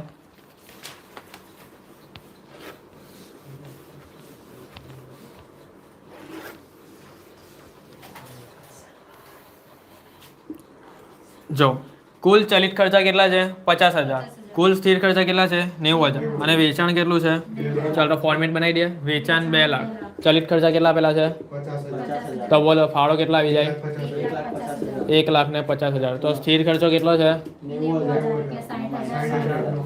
તો 60,000 શું આવ્યો નફો. નફો પ્લસમાં રકમ આવે તો નફો. ચાલો હવે પીવીઆર મળી જશે પીવીઆર બરાબર ફાળો છેદમાં વેચાણ ગુણ્યા 100. બોલો ફાળો કેટલો છે 1,50,000 વેચાણ કેટલું છે 2 લાખ. ગુણ્યા 100 કેટલો આવે 75,000. 75. પૂછેલો શું છે સમતલ બિંદુ. કેમાં પૂછેલું છે રૂપિયામાં કઈ નહીં કે એટલે રૂપિયા સમજવાનું સ્થિર ખર્ચના છેદમાં પીવીઆર. બોલો સ્થિર ખર્ચ કેટલો છે 90,000 પીવીઆર કેટલો છે 75%. તો 90,000 ભાગ્યા 75% કરો 1,20,000. 1 લાખ. જો આવી ગયો જવાબ 1,20,000 પતી ગયું. ચલો હવે હેડિંગ આપો મોસ્ટ ટાઈમ બી થિયરી મોસ્ટ ટાઈમ બી થિયરી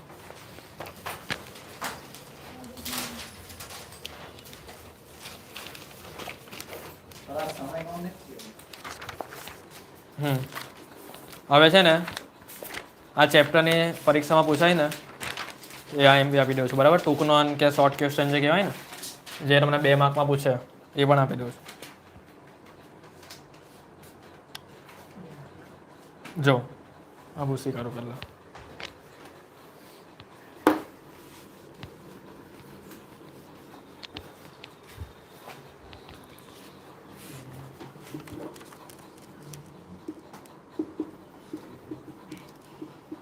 જો આ તમને છે ને 2 માર્કમાં આવશે કેટલા માર્કમાં 2 માર્ક્સમાં. અને આ તમને છે ને 4 માર્કમાં આવશે ટૂંક નોંધ. જો 2 માર્કની પહેલા લખી દઈએ આપણે